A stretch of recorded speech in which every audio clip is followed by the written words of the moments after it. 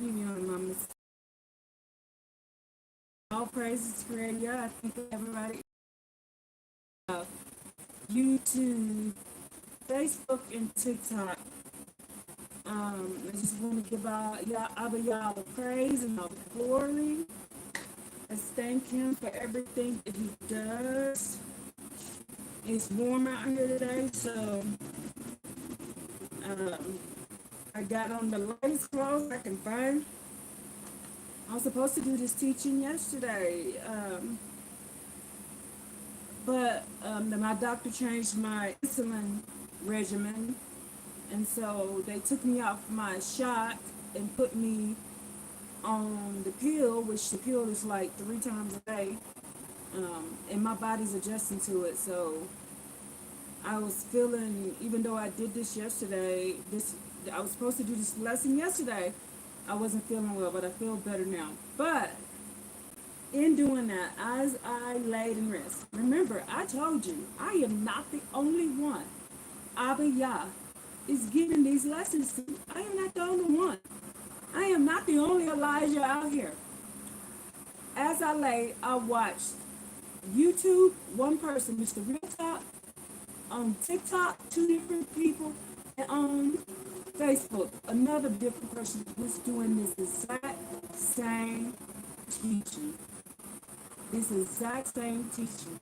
Today's teaching is about Abbba Yah's vengeance on those who curse the children of Abbba Yah, the true children of Israel, the line of Abraham, Isaac, other content providers who was teaching in TikTok and Facebook.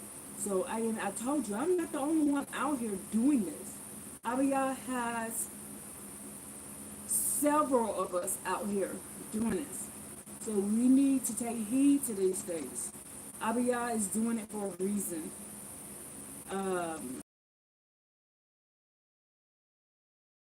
Days, we're not in the last hours. And you need to take heed. You need to get into this. You need to repent. You need to walk right, sing right, and pray right on the battlefield. Now, as for our enemies, let me take a sip on this one. As for our enemies, I have no pity for you. No pity for you at all. Why? Because you are taking crafty counsel against the children of God. You did everything you can to hurt us in every way. And the New Age teaching, the new church, the Council of Nicaea, all these things have told you, have taught you, have taught you that you will get away with this. All you have to do is pray to Jesus. Sorry, Jesus cannot help you. Jesus can't help y'all. Jesus cannot help y'all. How do I know this? Let's go to the Apocrypha. And again, I have the Apocrypha LSE. Oh, yeah. The other thing I found when looking for something else is this old Bible. The old Bible that I have that has all of the Apocrypha books. The books that are in here are in here. This is an old Bible from what year?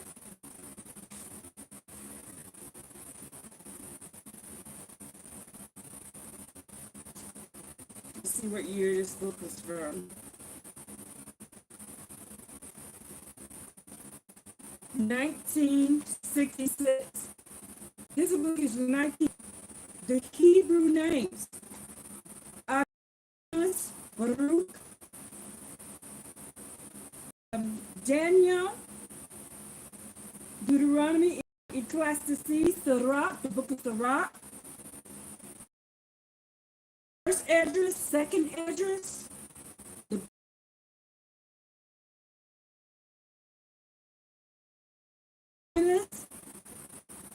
Habakkuk, Isaiah, Jeremiah, Joel, Joshua, Judges, Judah, King, First King, Second King, Third King, and Fourth Kings. There's a first, second, third, and fourth Kings. Lamentations, Leviticus, Maccabees 1, Maccabees 2, Malachi,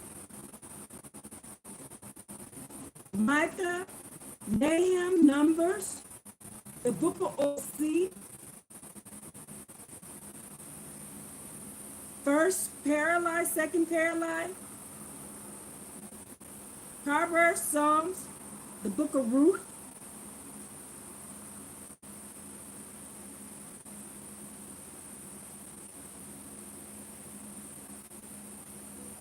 Tobias, the book of wisdom.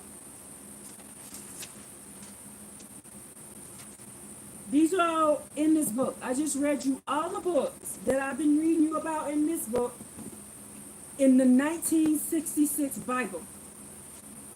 In the 1966 Bible. And it came from, this book came from Mesa, Arizona. I found it. Looking for something else, I found this book. And I've been looking for this book and looking for this book. What does that say?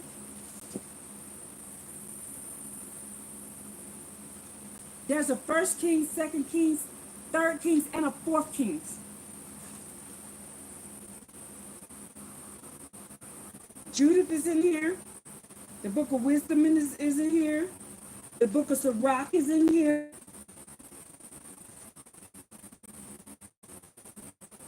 Trying to see what is the book of Joshua has two different names.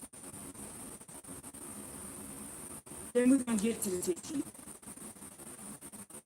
The book of Jubilees has two different names.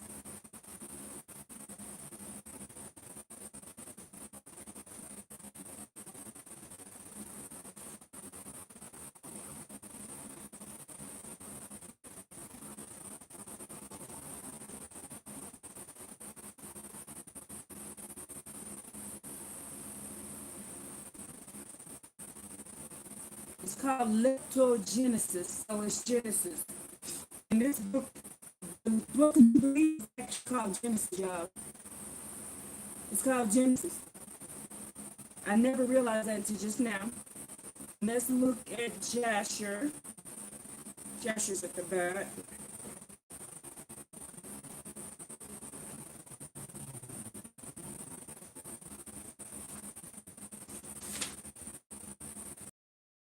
Here is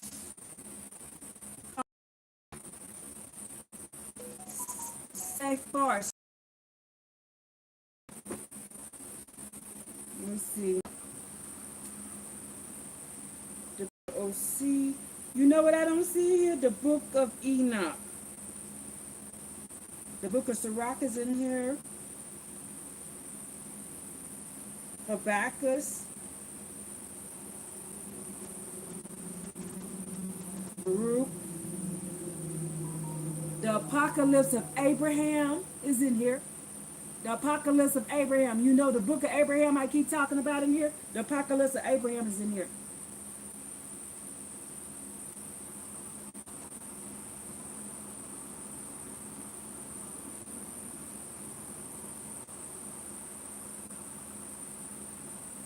Wow. Let me get to my lesson. I got distracted. Let me get to my lesson. Because I don't want to make this a long lesson. But let's get over here. Let's get back to focus what I'm supposed to be doing. But we're supposed to be talking about vengeance of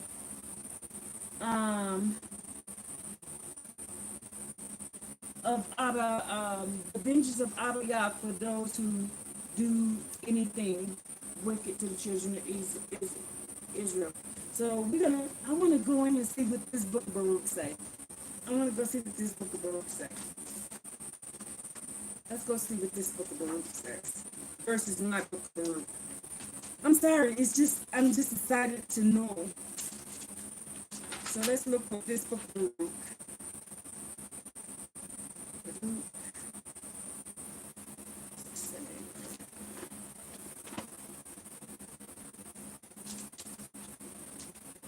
So, oh, it's very short.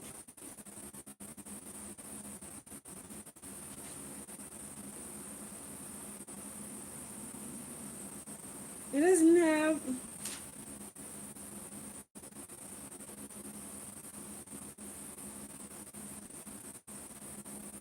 Yeah, they still didn't do right because my Baruch has a lot of information in it.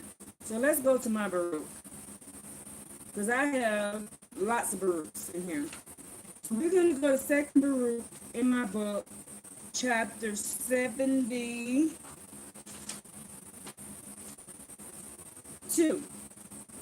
And then we're going to go over and prove this, what I'm about to say in this book. Maybe I should shut that. It is loud.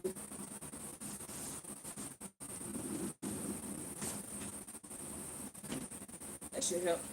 Okay, so chapter 72, second Baruch. Okay, your pencils and your papers, write it down. Now regarding the bright lightning which is to come of the consumption after these black waters, this is words. After the signs have come, of which you are told before, the nations become turbulent, and the time of my Messiah is come. I will both summon all the nations, and some of them he will what? Spare. And some of them he will what? Slay. Therefore, these things will come on the nations which are to be spared of him. Every nation which does not know Yasharel, has not trodden down the seed of Jacob, will indeed be spared. And this because of some out of every nation will be subject to your people. They will work for us. But all those who have ruled over you and have known you will be given the sword, Those who have known us will be given the sword. That's second Baruch, chapter 72. Let's go to Enoch. First Enoch. Oh, please.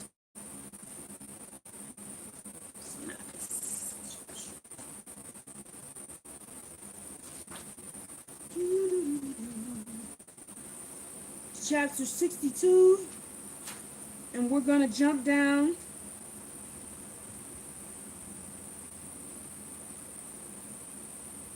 Yeah, we're going to jump down to 9. Chapter 62, verse Enoch, verse 9. And all the kings and all the ones who stood before the Most High Yah on that day, you know what day that is, that judgment day.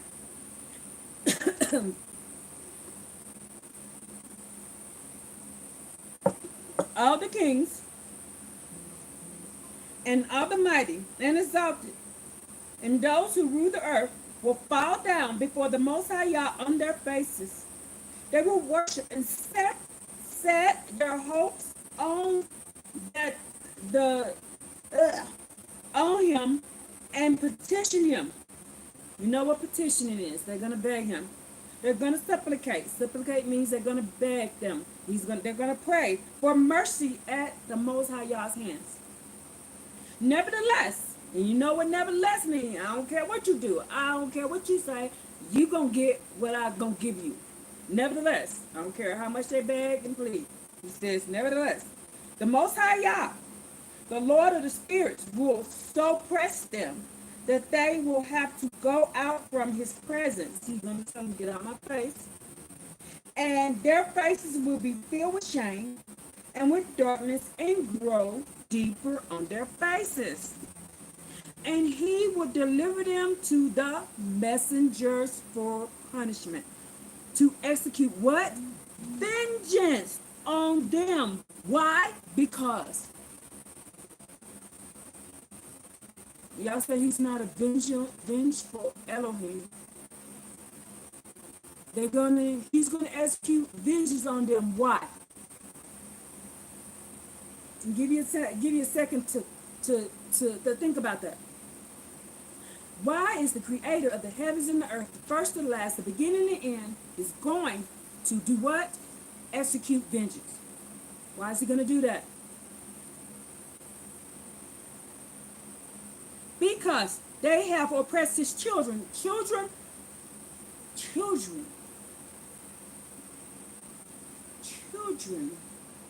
Who are the children of Creator Abbba Yah? His children. They don't teach us that Abbba Yah got children. They teach us that Abbba Yah got one son. But he says y'all oppressed his children.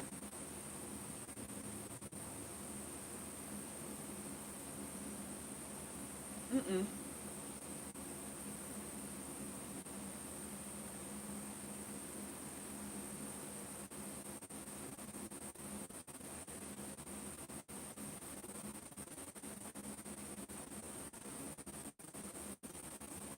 Who are Abbba Yah's children? In the Tanakh,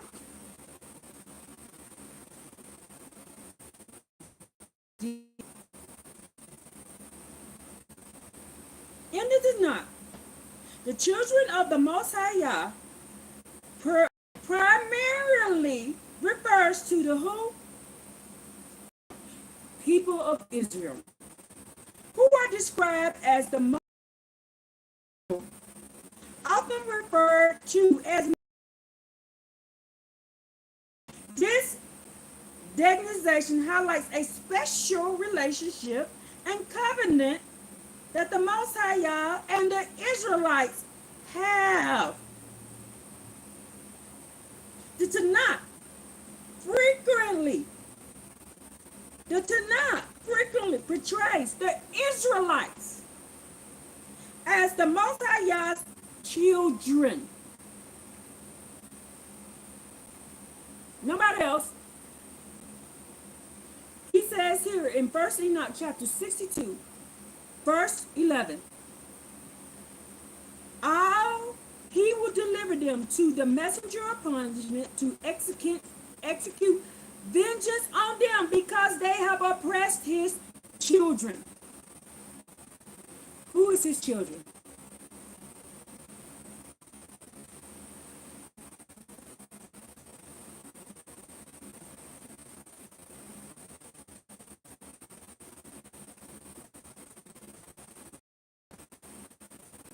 Particularly in the context of their covenant relationship with him.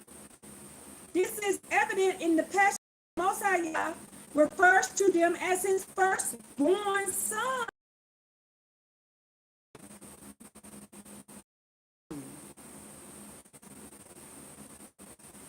So the children of Israel are the firstborn sons of Abbba Yah were his children. And he says, I'm going to get vengeance. The church done taught y'all wrong.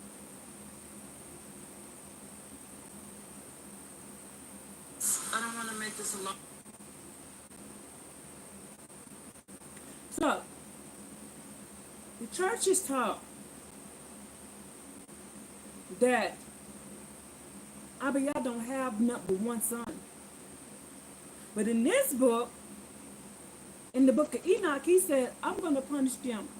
I'm going to get vengeance on them because they have oppressed his children and his chosen ones.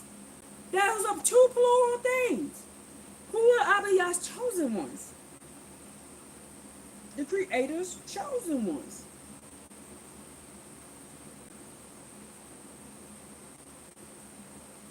Who is these people he talking about? In the Tanakh, chosen ones are referred to as Israelites, specifically those who descended from Abraham, Isaac, and Jacob. Also known as Israel. The Most High chose them to be in a covenant relationship with Him and to be a light to the nations. The Tanakh in the Hebrew Bible describes the Most High Yah's chosen as Israelites, the Israelites as His people. The chosen status is linked to the covenant, a binding agreement between the Most High Yah and the Israelites. The Hebrew people were chosen to be a kingdom of priests and a holy nation and to be a light to the world, spreading the true teachings and values of the Most High Yah.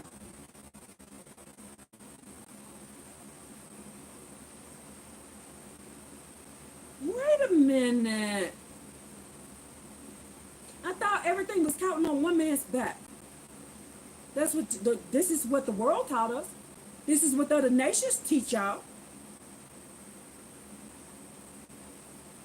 But that ain't what this say.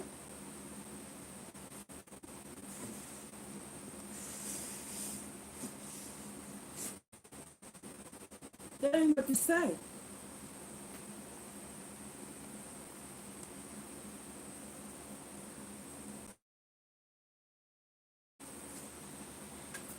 Woo.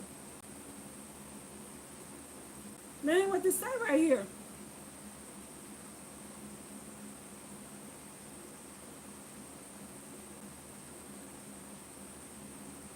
I'm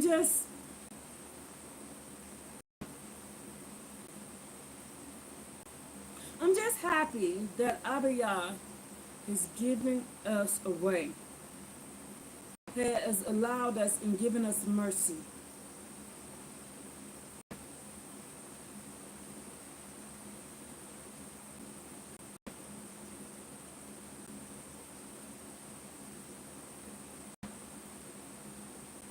Now,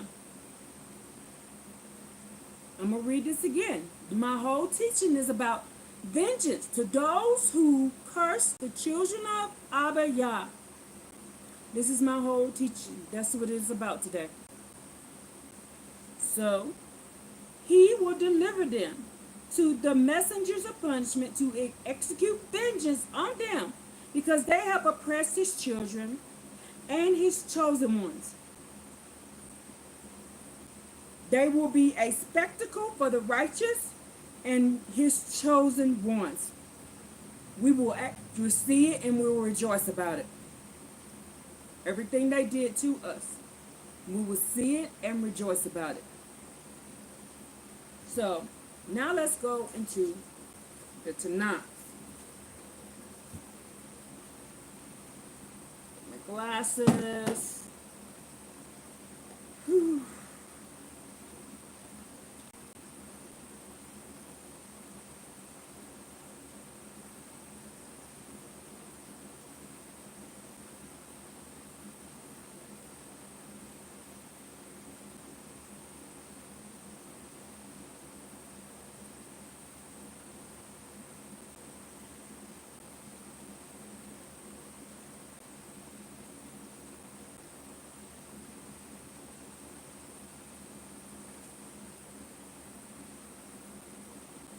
So let's start with Genesis 12 and 3.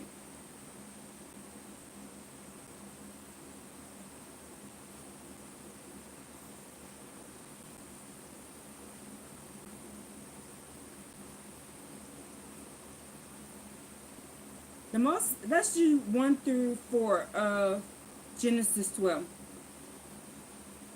The Most High Yah said to Abraham, Go for yourself from your land and from your relatives and from your father's house to the land that I will show you. And I will make of you a great nation. I will bless you, Baruch, and make your name great. And you shall be a Baruching, a blessing. I will bless those who bless you, and him who curse you, I will curse. And all the families of the earth shall bless themselves by who? By you, Abraham. What does that mean? What does that mean? All the families of the earth will be Baruch by Abraham. How is that? The law. The law came through Abraham. Through the law of the earth. So those who are teaching, hello, welcome time. I'm well. How are you doing, welcome time? So all the world is Baruch through Abraham. All the world. Why? Because of the law. Without the law, we cannot be saved. No law, no salvation. No law, no salvation. So, says here, so Abraham went as the Most High Yah had spoke to him, and Lot went with him. Abraham was 75 years old when he left, and Abraham took his wife Sarah and Lot and his brother's son and all of their wealth that they had amassed, and the souls they made in Haran, and they left to go to the land of Canaan, and they came into the land of Canaan. Okay, let's read that one more time. What did Abbba Yah say? What was the original thing that Abbba Yah said to Abraham? I will bless those who bless you. I will Baruch those who Baruch you. Again, my teaching is about the vengeance of those who curse the children of Abbba Yah. Who are the children of Abbba Yah? Who were the children of Abbba Yah? Israelites. Israelites. Abraham's children. Abraham's people. Now it says here, I will bless those who bless you, and him who cursed you, I will curse. And all the families of the earth shall bless themselves by Abraham.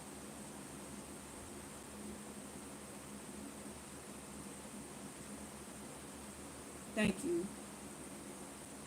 Thank you. And bless themselves by you. So you will be blessed by Abba, blessed by doing what? Following in the footsteps of Abraham. What? By doing what? Abraham followed Abba Yah's law. Whenever Abba Yah told Abraham to do something, he did it. He didn't question him. He understood. He overstood. He understood that Abba Yah's power was magnificent, that Abba Yah's power can move anything. Abbba Yah power can save. Abbba Yah power can kill. He can make you live. Abbba Yah's power is mightier than anything that you can find. So that's why when it came to Abraham, Abraham was like, I don't question Abbba Yah. When he tells me to do something, I do it. Okay? Okay? So,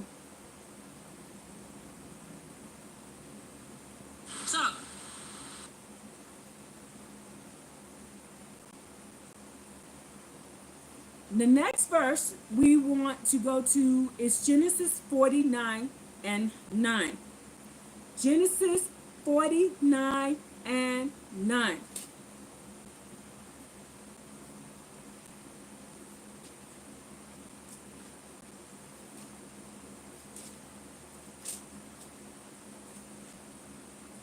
And I just told you the book of Jasher was actually called Genesis.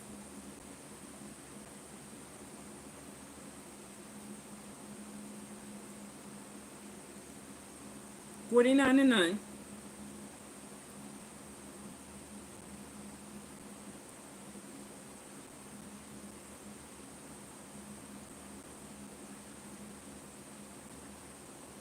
Trying to see it so little. Is that right?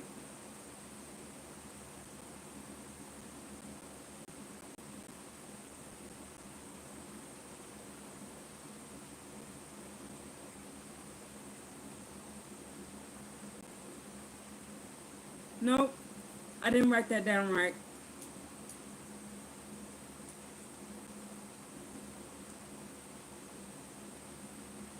I'm sorry, Numbers 24:9. Sorry, I was looking at something else. Numbers 24:9. Sorry about that.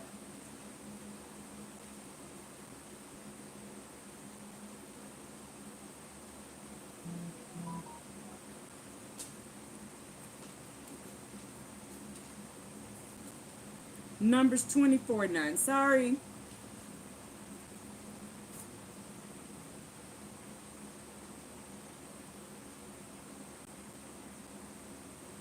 We're gonna start at 8. I'm gonna do 8 and 9.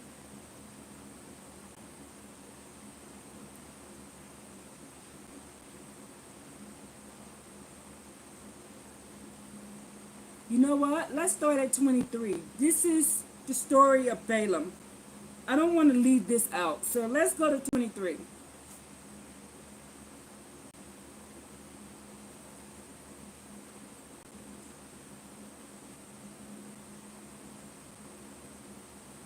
Let's start at 23, and we're going to read all the way down to 23 until 24.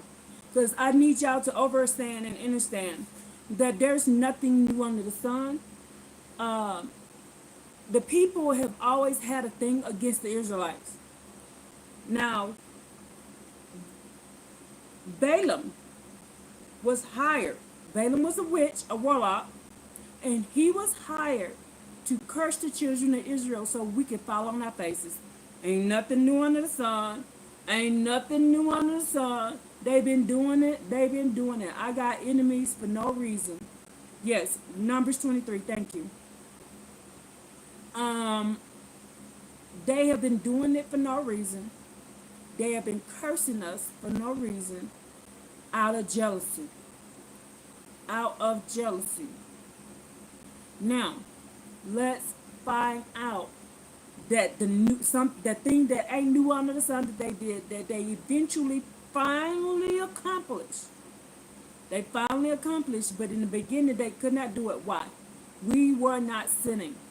We were following all the laws to the T. We was dotting our I's on them laws, crossing our T's on them laws. We was doing everything we were supposed to do on those laws. And then when we started the blood of Jesus, we don't do blood around here, baby. But it reads here.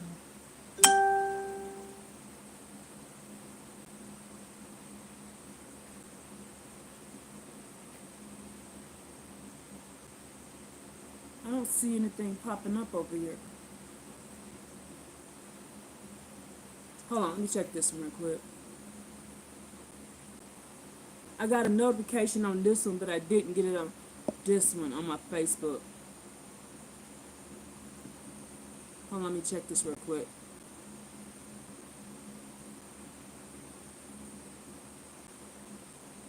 No, it's on there. I don't know what's going on. Because I got a notification over here, but it didn't come up here.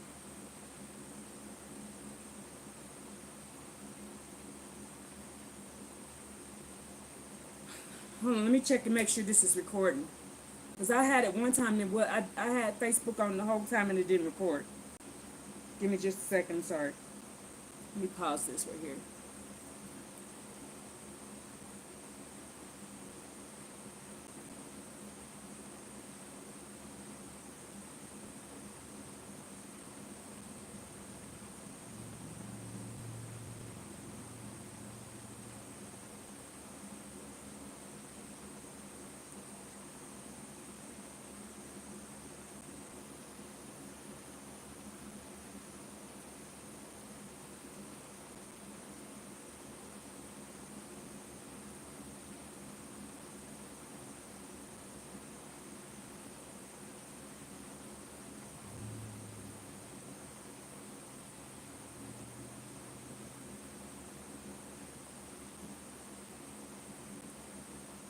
I may have to send this over to them and just let them watch it later because I don't think my Facebook is recording right now, y'all, because it's not pulling up.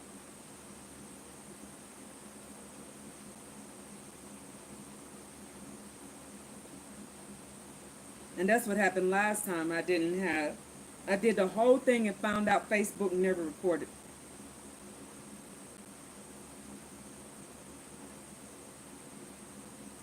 Yes, it's saying 0.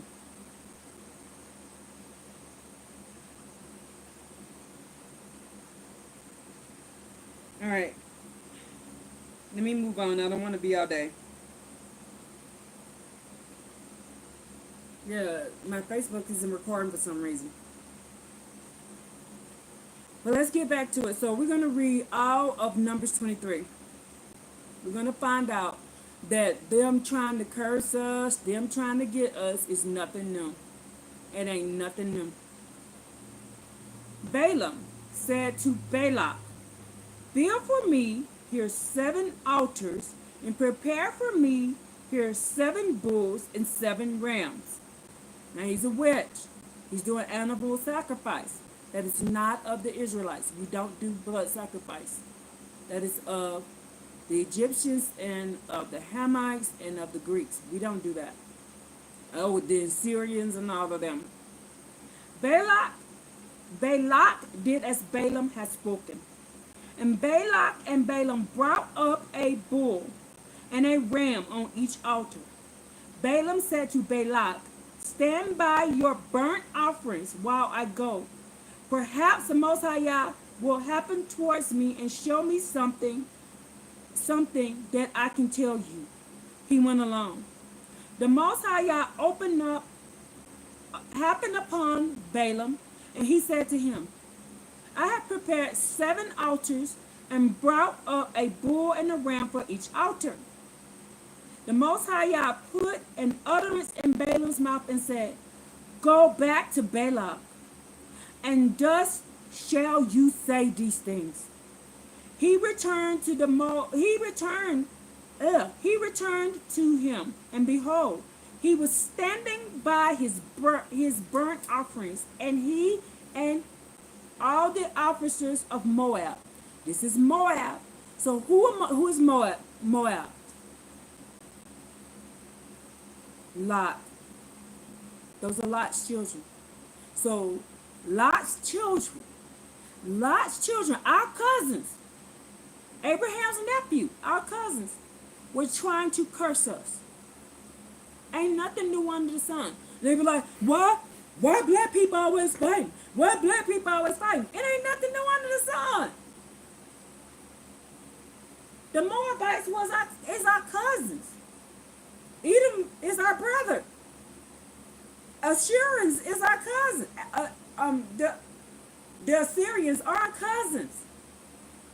The original Egyptians, not the Egyptians now, the original Egyptians were Shemites.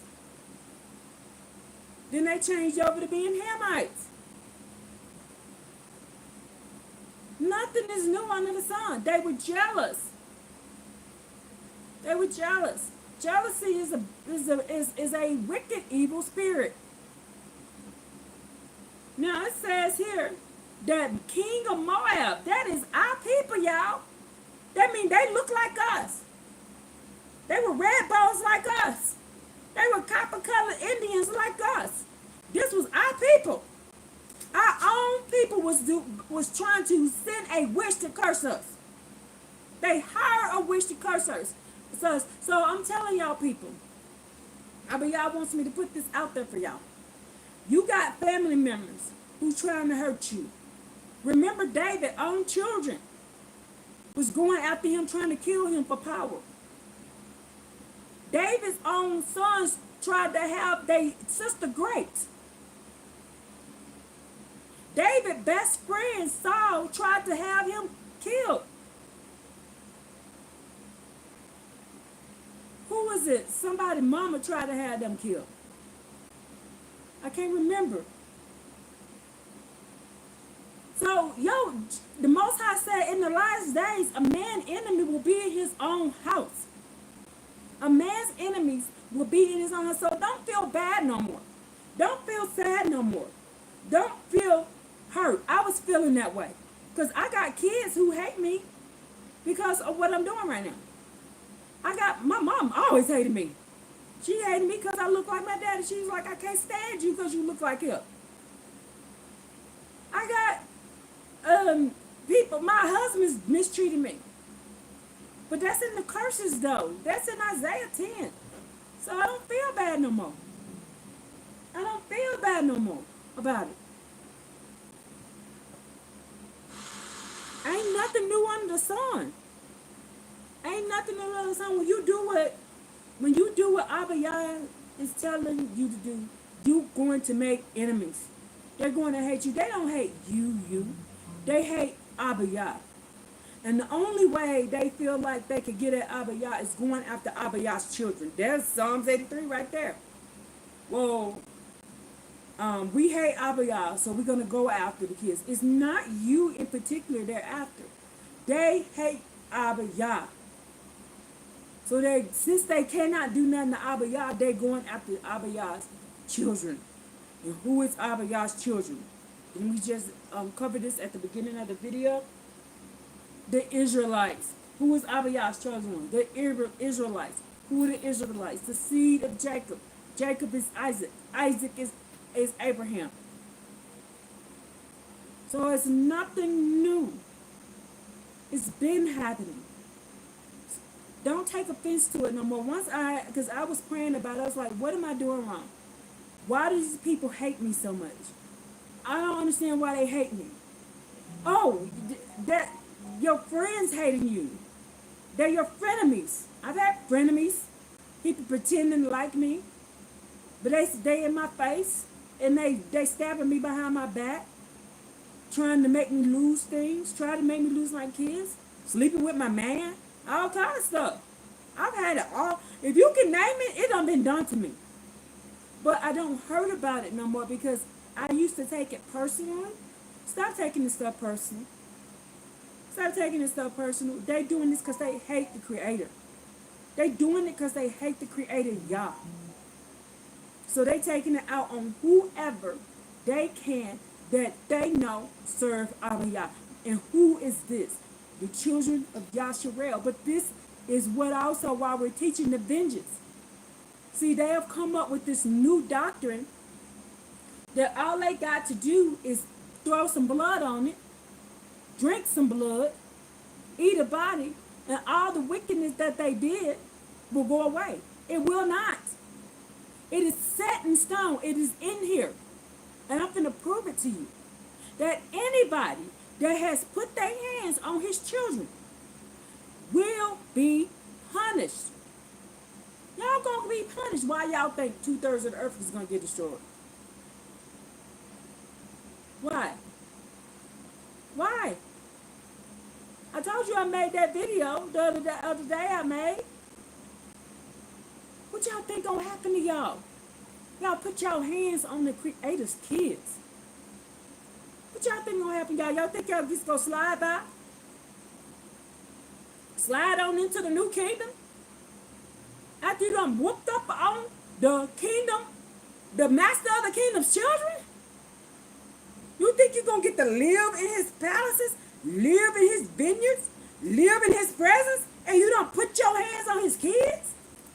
How stupid does that sound? Now that you hear from that point of view, why would you let somebody in your house, in your kingdom, in what y'all call heaven, with the New Testament teach y'all heaven, why would he let you in there, knowing that y'all don't put y'all hands on his kids? Would you let somebody in your house who done unalived your children, who done raped your children, who done sold your children, who done starved your children, who done made money off your children, who done stole the land from your children? But you're going to let them in your house because they drank some blood. So they went and drank some blood. They did all of this wicked stuff. Millions of their kids stole all their land, stole their names, stole everything about them. But he gonna turn around because you drank some blood and let you in his house. Now how that sound? Don't you think that sounds stupid? So you saying Abbba Yah is ignorant and stupid. You saying he that weak that he would not defend his kids. That's what the world teaches. Why do you think the world bending over backwards for that land over there called Israel? Why do you think they do that? Because they think they the real people in this book. They know that this book is real. They know it's real. The only problem they have, they're being deceived into thinking them people is the real folks. That's why they give them all kind of money. That's why they, every time they tell them go drop some bombs on these people, they're going to do it. That's why when Netanyahu, whoever, whatever their names is, say, come do this, come do that, they do it. Why? Because they know this book is real, and they know that Abbba Yah got children, and they know that anybody that put their hands on them children, the Most High Yah gonna put his foot in their behind. And they're trying to they're trying to fix it, but they're going about it with the wrong people. Because they are being deceived. They're being deceived. Them people ain't us. Them people ain't us. They're proselytes. Meaning they are converts into our way. But they are not bloodline. Do Abbba Yah has a problem with proselytes? No. He loves the proselyte. Why do I say that? What does this say here in Genesis? Let's go back to Genesis 12. For those people who are teaching, for those people who are teaching, for those people who are teaching that salvation is only for the Israelites. That is wrong. It says here, 12 of Genesis. I will make of you a great nation. I will bless you and make your name great. And you shall be a blessing. I will bless those who bless you, and him who cursed, I will curse you. And the families of the earth shall bless themselves by you. How will the families of the earth bless themselves by Abraham? By following the law that is taught to Abraham, Isaac, and Jacob.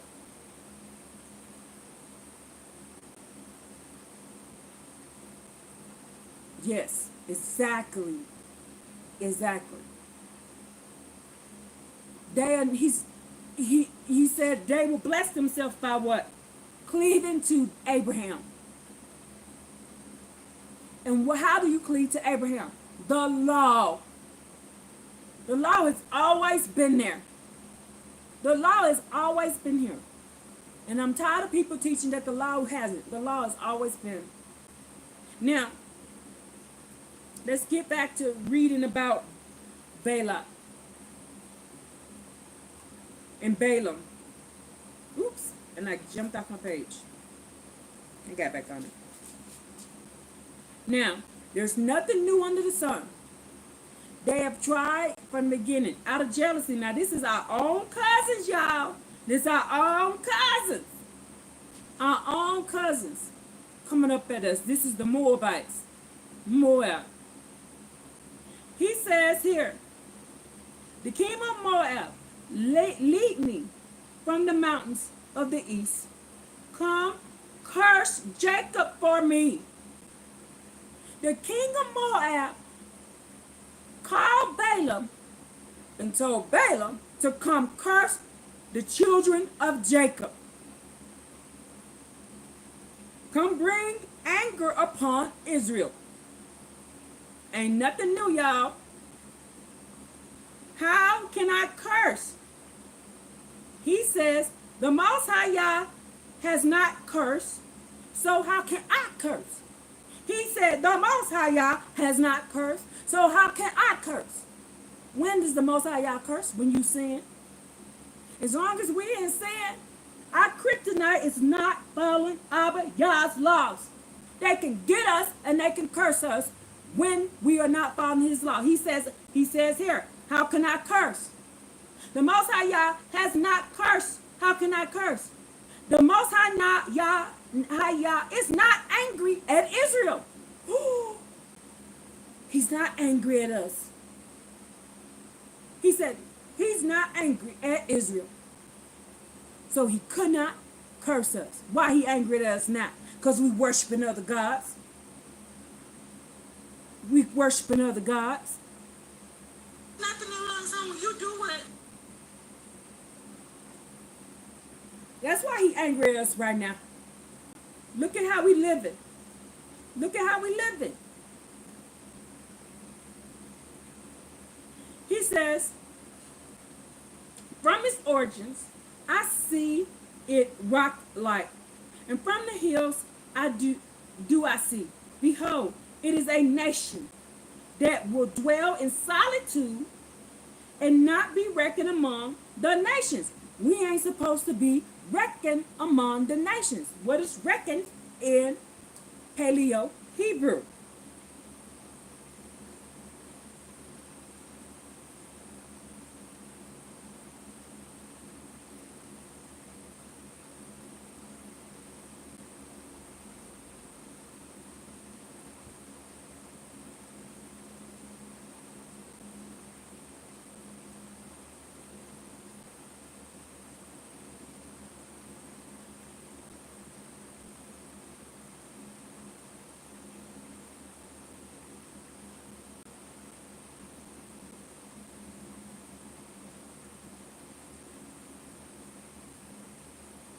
In Paleo Hebrew, the concept of reckoned or reckoning is primarily conveyed by the verb chasab.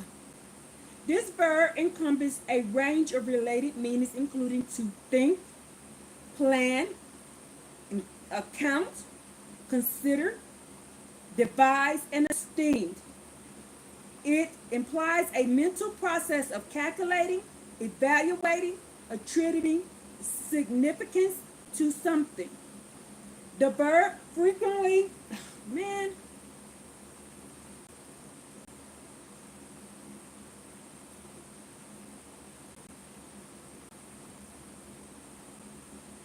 that's trying to stop me.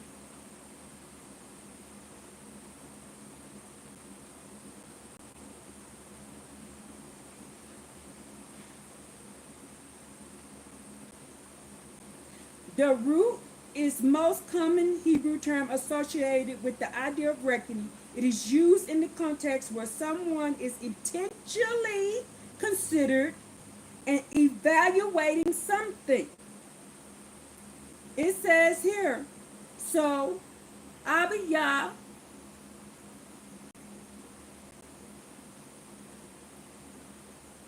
says that Israel will dwell in solitude and not be esteemed with among the other nations, will not be devised among the other nations, will not be considered with among the other nations, shall not be accounted with the other nations, shall not be thought of as the other nations. This is how this scripture reads in Paleo Hebrew.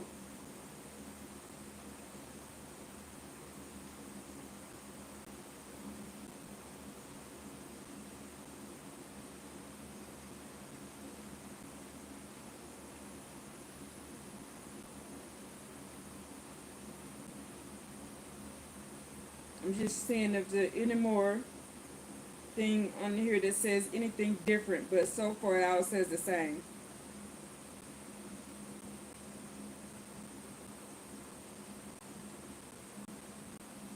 It says it also can mean punish. It also can mean punish. So we will live in solitude and not be punished among the other nations. It also can mean punish. Paquad. Reckon can mean paquad or can mean chash ab. Chash ab. Shash'ab means to think of, account, consider, devise, esteem. Pash, Paquad means to punish, to be punished the same. We won't be punished the same. We won't be seen the same. We won't dwell among the rest of the nations. We will dwell in solitude. We will not be reckoned among the other peoples. Who has counted the dust of Jacob and numbered the quarter of Israel? May my soul die the death of the upright, and may my end be like his.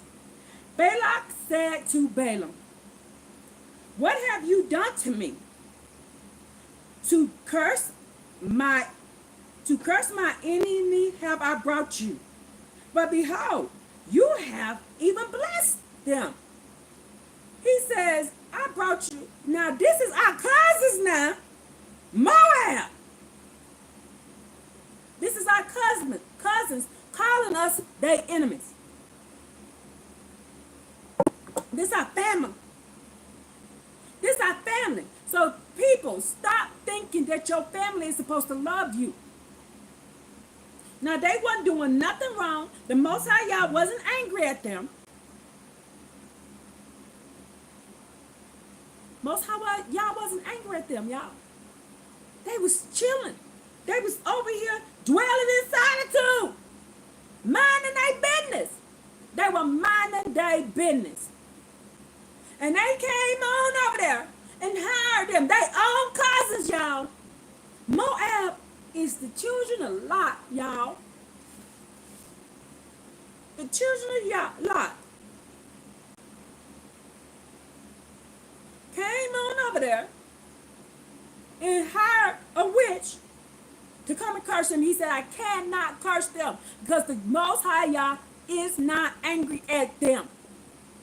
You see when you in Abbba Yah's good graces, how good your life could be. You don't even know the danger that you in. Abbba Yah got a protection over you that you don't even know is there. Look at them being protected. They sitting back over there chilling. This dude done made altars over by their land to curse them.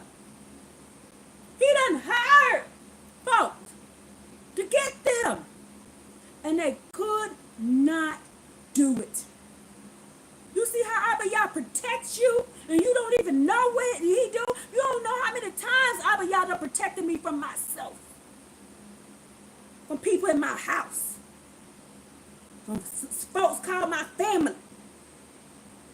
They wasn't bothering nobody. Every time I read anything before Judah gets in trouble in Jeremiah, before Judah gets in trouble in the book of Jeremiah, we be minding our business. They come bothering us. Ain't nothing new under the sun. We be minding our business.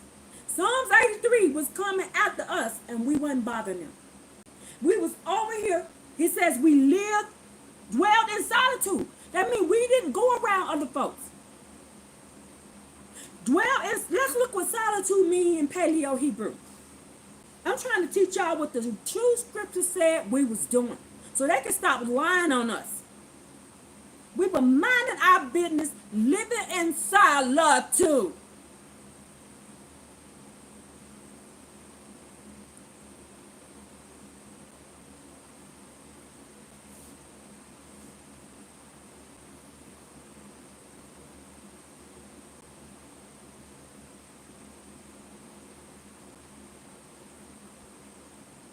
In Paleo, the concept of solitude conveyed through the root word of BDD, which signifies being alone, isolated, and desolate. We were physically separated from them, spiritually separated from them, and purposely secluded from them. See, yes, they are jealous. He says we were secluded from them. We lived in solitude. Paleo Hebrew means we were physically separated from them. He had our land separated from them. That's why we couldn't have been living in the Middle East. Our land couldn't be there, y'all. It can't be. How are we living in solitude? In America, there's an ocean on this side, an ocean on that side, and an ocean right here, and an ocean right there. All around us, there's water. You know, in order to get to America, you got to go all the way down and come up in the boat. You can't come straight across the Atlantic. Same thing with the Pacific. You got to go all the way down and come back up.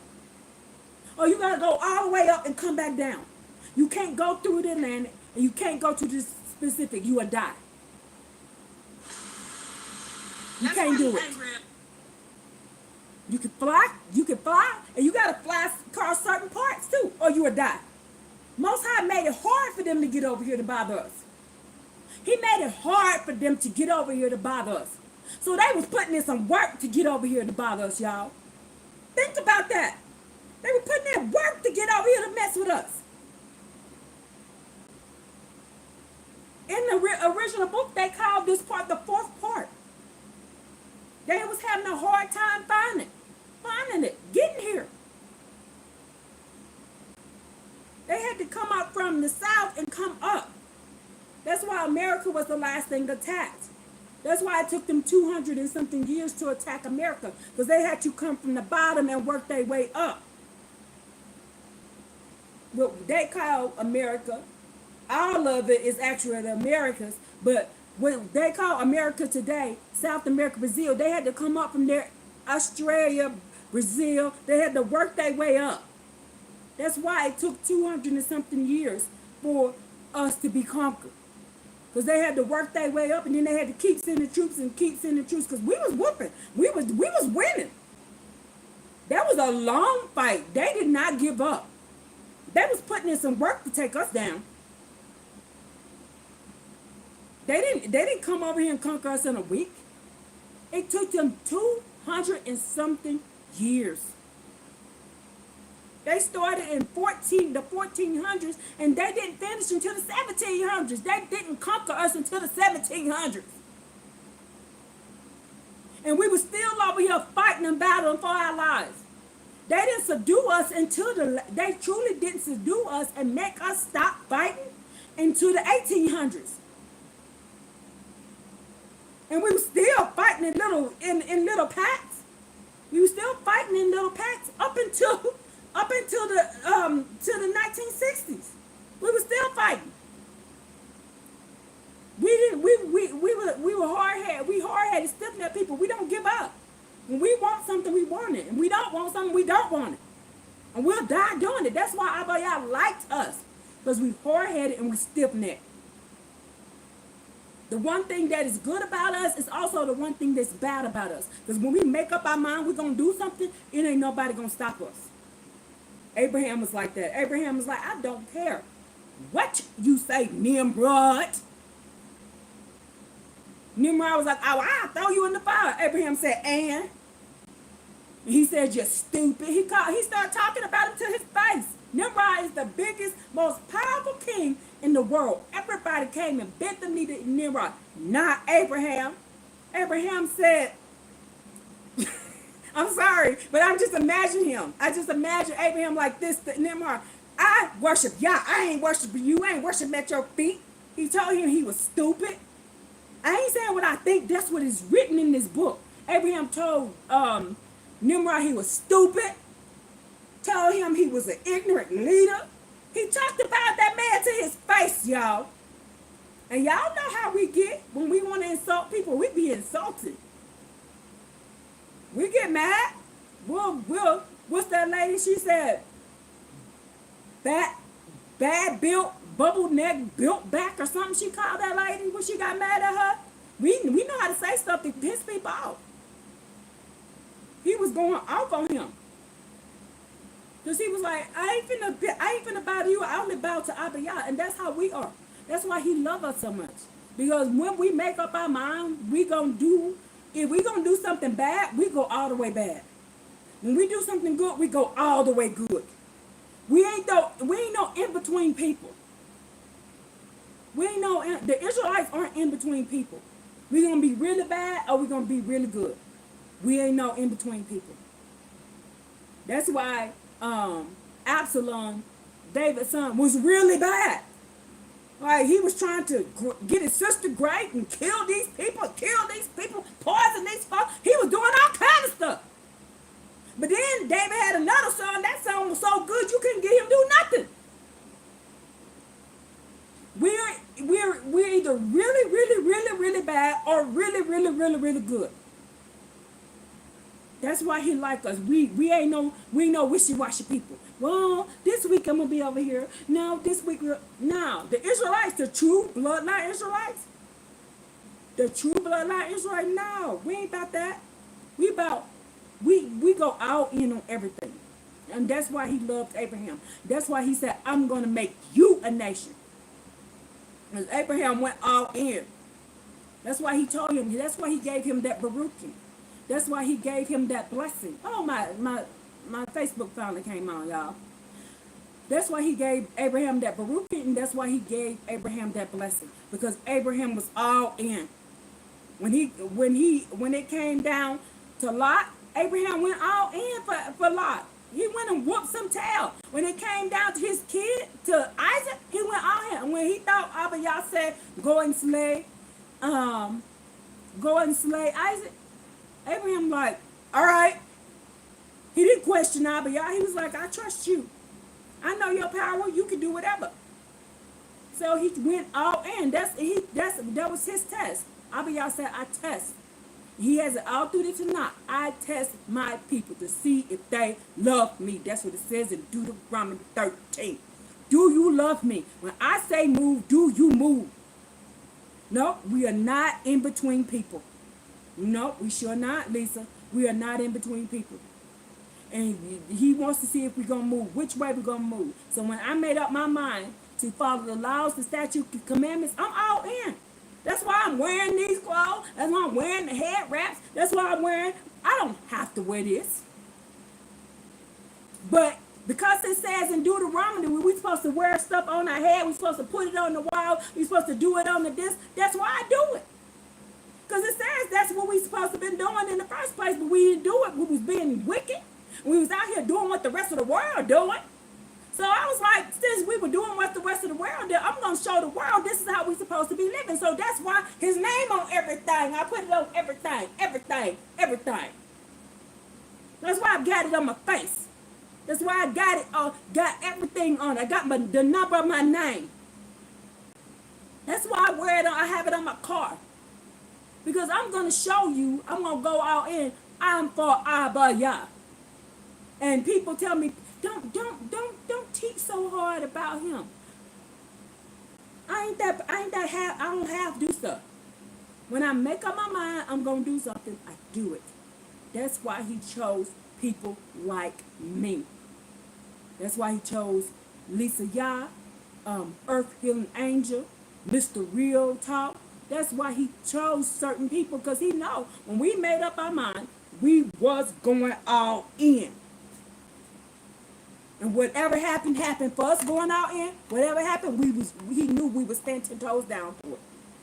And we was not going to change our mind, because that's the type of personality Abraham had, and we inherited from our ancestors. Now let's keep reading about this. I love learning these things. I love doing this. Because y'all, I'm learning with y'all. It makes me excited doing this. And now it says, he says here, who can count the dust of Jacob and number the quarter of Israel? May my soul die the death of the upright, and may my end be like his. And Balak said to Balaam, Balak said to Balaam, what have you done to me? Like, he over here, his feelings hurts. Because you wouldn't curse them. He over here with some hurt feelings, y'all. Look at him. We see this now. They get mad when we get something good. They get angry at us when we get a blessing. They can't stand it. They go through all kind of witchcraft and all kinds of stuff, trying to ruin the stuff that we have. Try to make our marriages bad and ruin our children and all this kind of stuff. Out of jealousy. He's jealous of his own cousins. Instead of joining them, he decided, I'm going to go against them. All he had to do was join them, y'all. All he had to do was start following the laws and statutes and commandments just like they did, and he would got the same Baruchans. You see how ignorant this is? He went through all of that, and all he had to do was follow the law. That's all he had to do. Now he's sitting here saying, hold on, let me fix this. You can fly, and you gotta.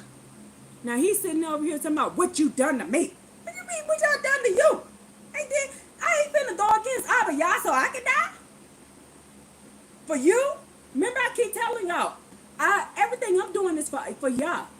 I ain't doing what I'm doing. I ain't doing what I'm doing for other people. I'm doing this for y'all. Because at the end of the day, all of us got to stand. All of us have to stand in front of y'all on Judgment Day by ourselves. By ourselves. And he gonna ask me, I gave you a job. I told you to do this. And because such and such walked up to you and told you do this or don't do this, and you didn't do what I say, you going down. And you think I'm gonna go down for people that will curse me? That will want to see me dead? Y'all, my own mama wanted me dead. Thank you.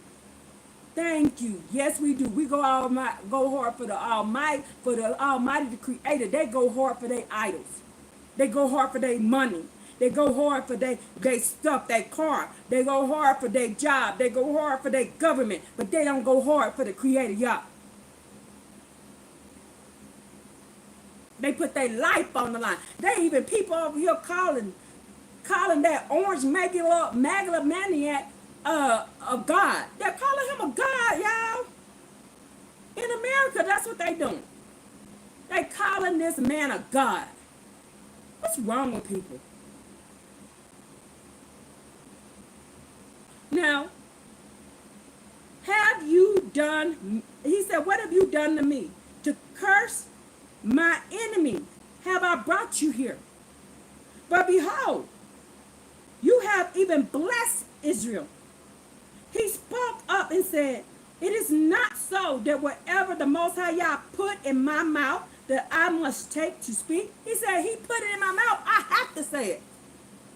He said, isn't it not what the Most High Yah has put in my mouth that I must take it to speak? He said, I got to do this. I can't do what you tell me to do. I got to do what the Creator told me to do. Then he told him, Balaam said to him, go now with me to a different place from which you will see them. However, you will see its edge, but not see it all. So he said, now he thinking all he got to do is move to a different spot. Now he can curse him. Like Abbba Yah ain't everywhere. Now make that make sense. Like Abbba Yah ain't everywhere and everything. Ain't in everything. Like he can't see everything. Well, yeah, he over here with them altars that let me go over here and let's still try to do it. How ignorant is that? How ignorant is that?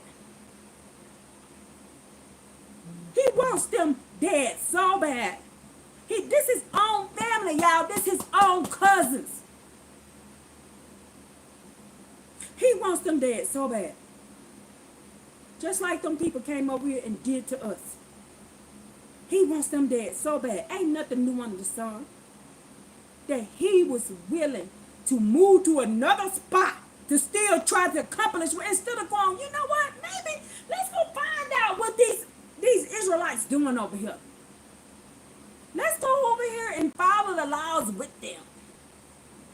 Let's go on over here and do it. Let's see what these blessings, they're getting all these blessings.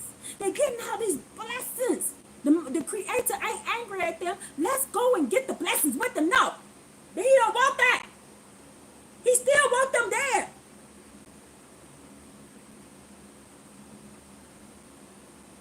He said, go with me to a different place for which you will see them. However, you will see its edge, but not see all of it. And you will curse it from here. Do you see this man? And he took him to the field of the lookouts. On the top of the peak, he built 7 more altars and brought up bulls and rams to each altar. And he said, Balaam, stand here by your burnt office, and I will be happen upon here. And the Most High Yah happened upon Balaam and put an utterance in the mouth and said, go back to Balaam. They ain't learning. They ain't learning. Like my grandmama said, they don't believe fat meat greasy.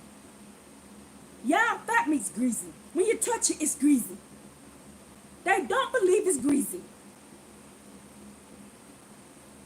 Now, he did the same thing in another spot. He took him to a different spot to try to do the same thing, thinking it's going to work. Isn't that the definition of insanity? Trying to do the same thing and trying to get a different result. That's the definition of insanity. This man is insane.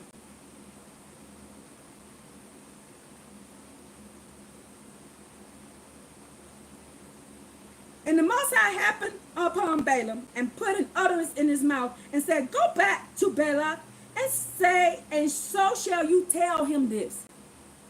And he came to him, and behold, he was standing by his burnt offerings, and the officers of Moab were with him. And Balak said to him, what did the Most High Yah speak? And he declaimed his parable and said, stand erect, O Balak, and hear, and give your ear, O son of Zippor. The Most High Yah is not a man that he should be a liar. And the Most High Yah is not a son of man that he should relent. Let's look up what relent is. See, in my other book it says repent. In this book it says relent. Let's see what the Most High Yah said when he said relent.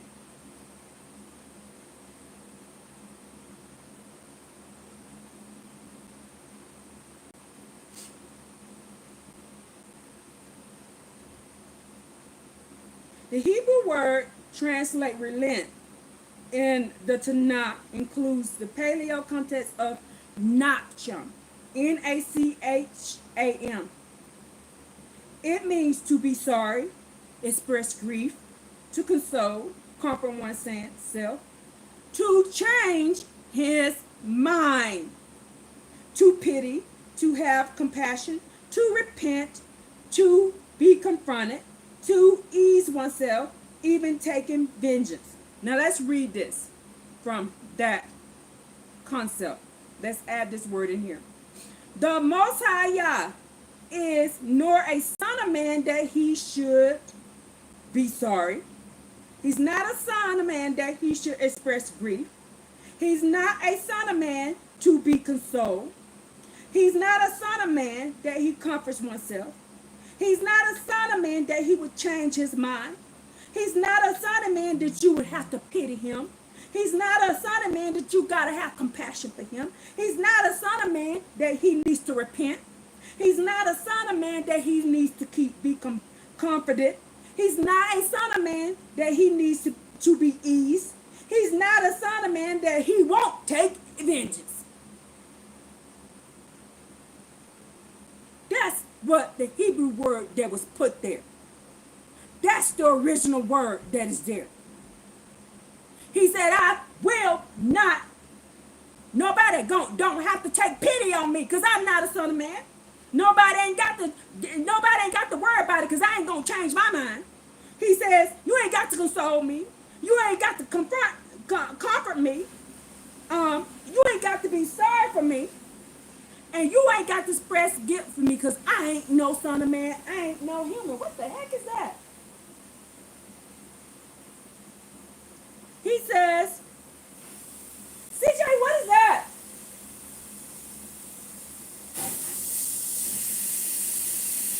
Hold on.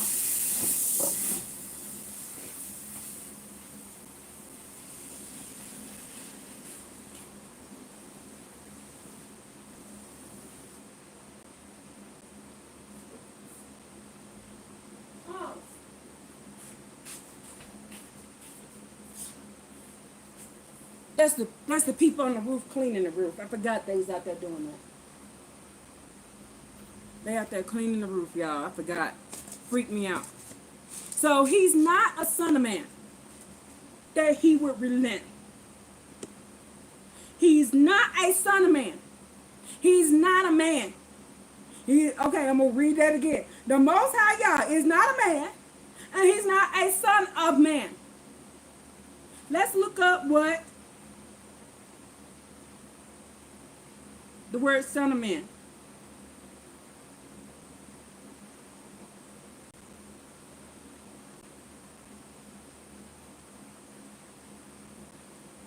In Paleo Hebrew.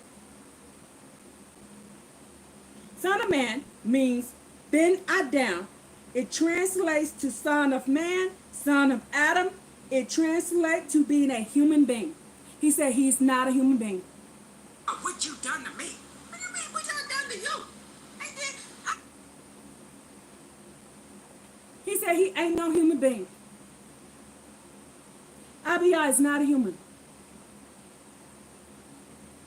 He said he ain't never been. So nobody ain't got to pity him. Nobody ain't got to worry about him changing his mind. Nobody ain't got to sit there console him. Nobody ain't got to sit there and go, oh my goodness, poor Abbba Yah. You ain't got to do that with him. He ain't like us. He know what he mean, and he mean what he said.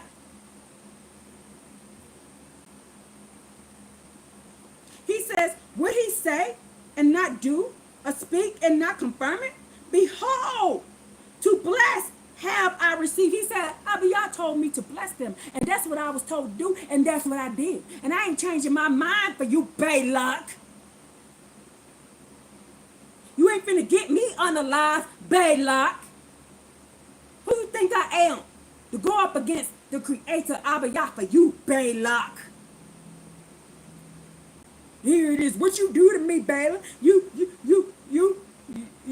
won't go over there and do something bad to them Hebrew Israelites for me. How wicked. Instead of asking, wait a minute, what are the Hebrew Israelites doing that Abbba Yah loves them so much and blessing them so much that he has set them to dwell in solitude? He set them apart from everybody else. He said, I won't punish them like everybody else. I won't treat them like everybody else. What are they doing? Instead of asking what are they doing, we just gonna get together and try to stop them. How ignorant. Again it says here, behold, to bless have I received. He has blessed, and I shall not contradict it.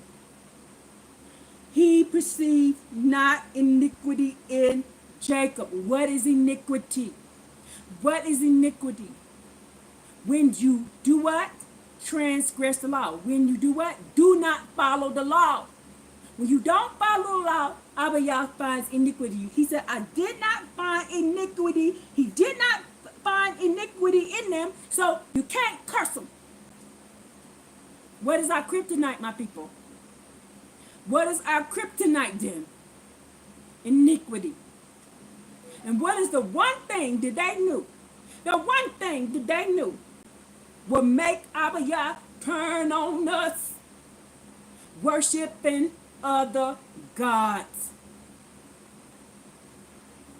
Not following commandment 1, commandment 2, and commandment 3, and commandment 4. Because when you worship another God, even if you call yourself doing the Shabbats, you are violating 1, 2, 3, 4.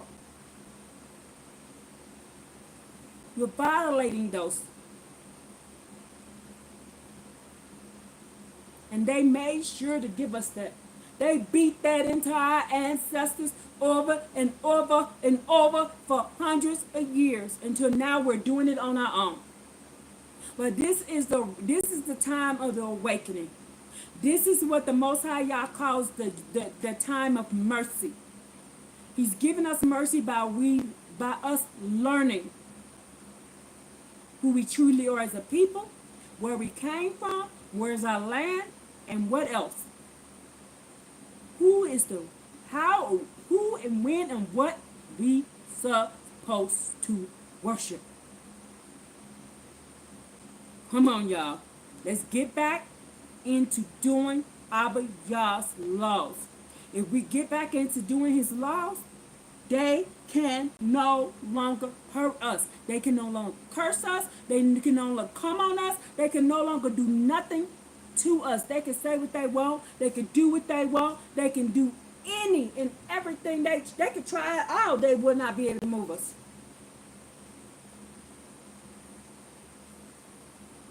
Do you see that?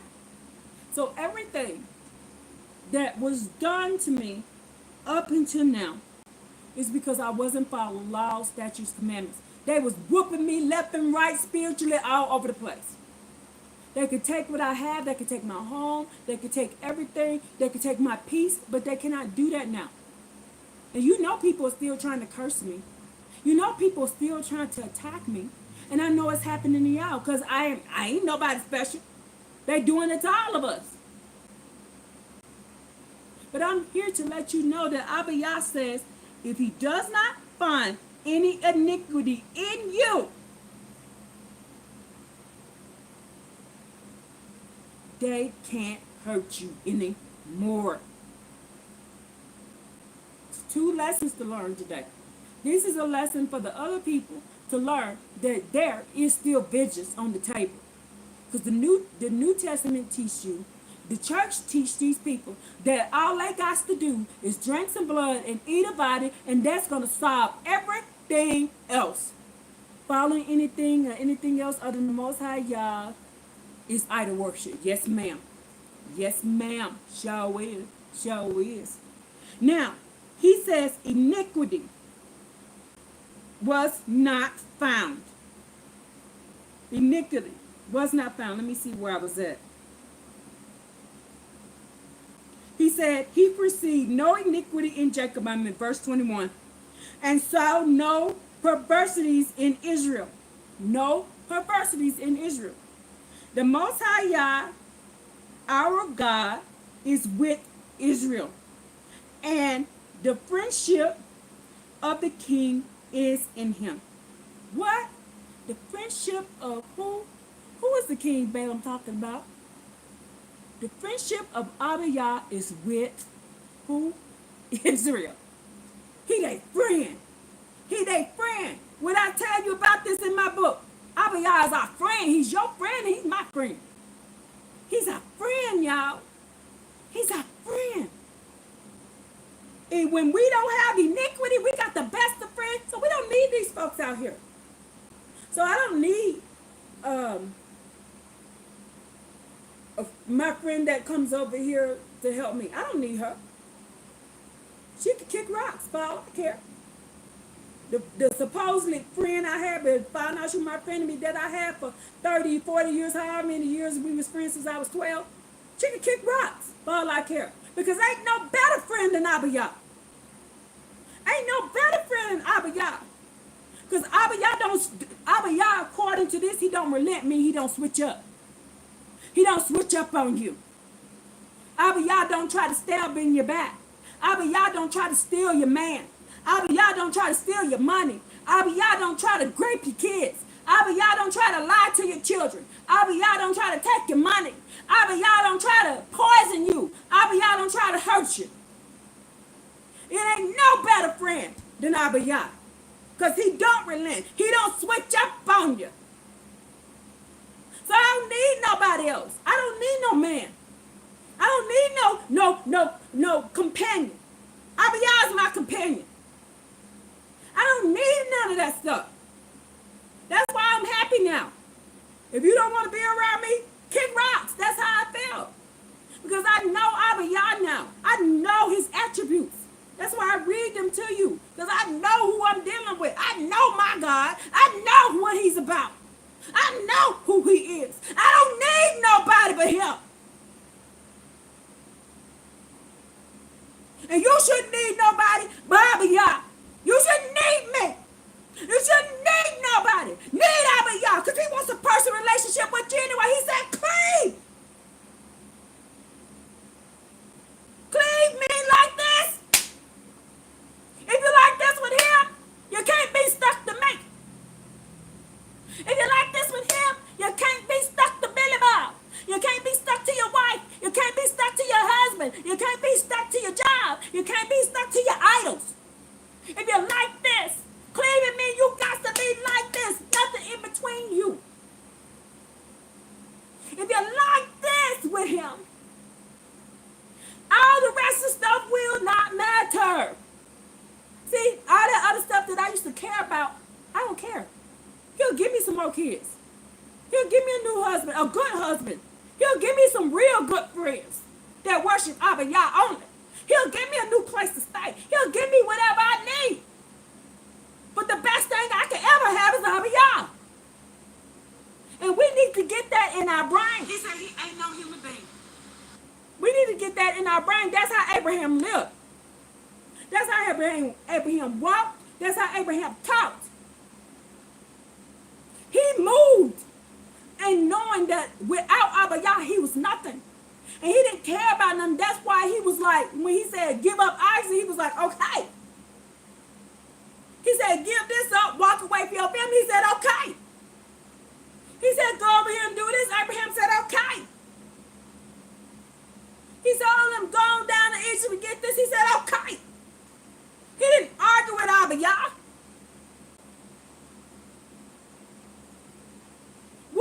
What does it say in Isaiah 44? 45. Woe! Woe to the person who argues with the Creator. Woe to him. He didn't argue with him. When Abbba Yah told him to do something, Abraham did it. He didn't question nothing. He told him to take Isaac. He took him. He didn't argue with him. Why? Because he trusted Abbba Yah. Do y'all see how I feel about him now? So everybody can kick rocks. I could be in this house all by myself, me, my dog, and my cat. I'm fine. I don't care no more. Those things do not matter to me no more because I know that the end reward, I know what the end reward is for what I'm doing. What rewards did I get for living in the world? How did the world thank me for all the work that I put in for them? Try to put me in jail for something I didn't do. Try to kill me. Lied on me. Stole from me. Poisoned me. What? But since I've been following Abbba Yah, I've been baruched beyond everything. I don't have to work no more. Abbba Yah takes care of me. Whenever I'm sick, he fixes me. Wherever I'm tired, he gives me peace. Wherever I need something, he gives it to me. So why would I trade in what Abbba Yah has shown me in real time, y'all? Why would I trade in what the Creator, Abbba Yah, done showed me in real time, what 40-something years of heartache and pain that the world gave me for 2 years of what Abbba Yah gave me? I will never trade it in. I promise you I won't. Because this world, 40-something years of heartache and pain, cries and tears, because I just didn't understand why these people hated me, y'all. My mom hates me. She used to tell me to my face, I hate you because you look like your daddy. Like I made that choice. She laid down with him. I didn't.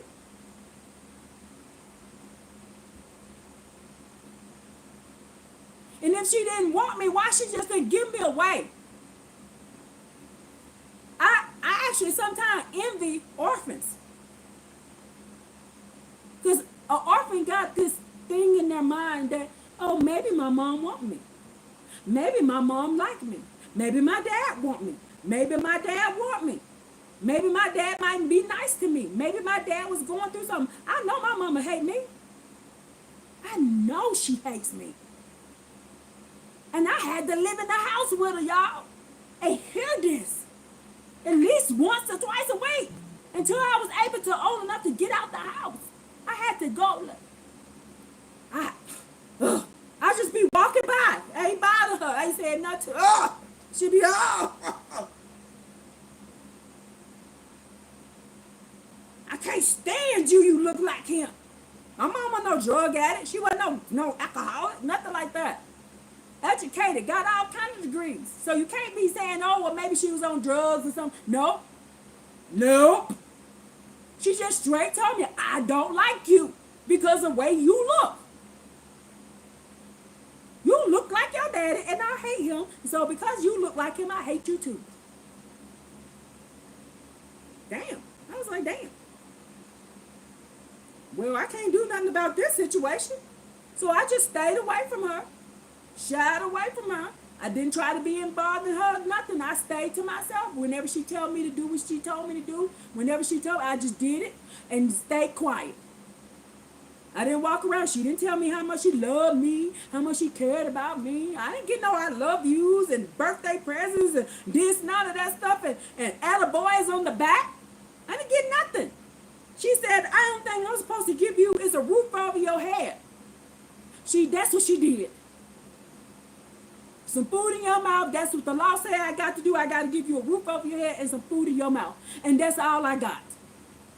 She said there was no law said she had to love me. And that's all she did. And she gave me a roof over my head. And anything that I got, I had to earn it. She didn't give me shit. But it made me ready for the world. You know why it made me ready for the world?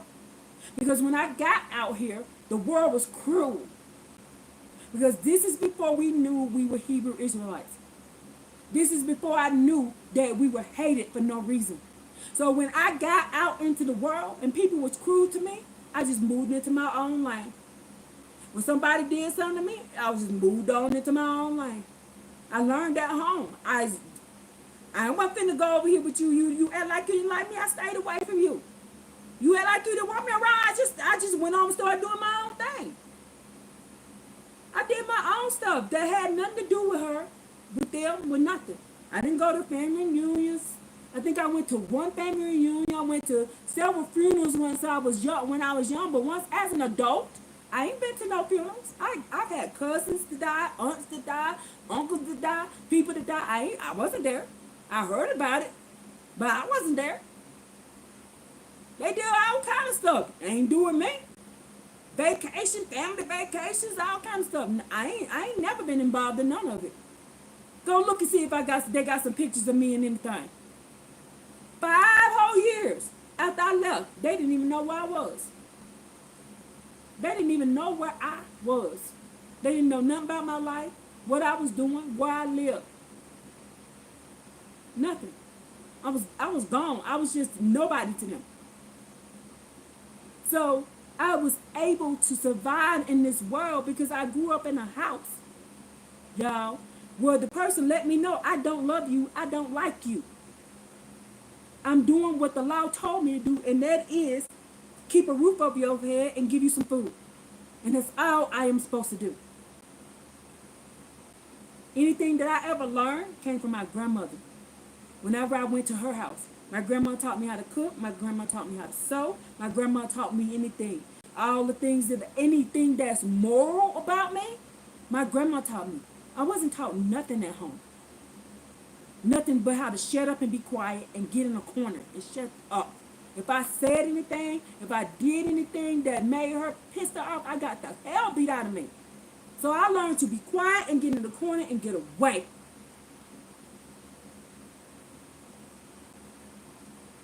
Yes, Yah, only children, is our real family.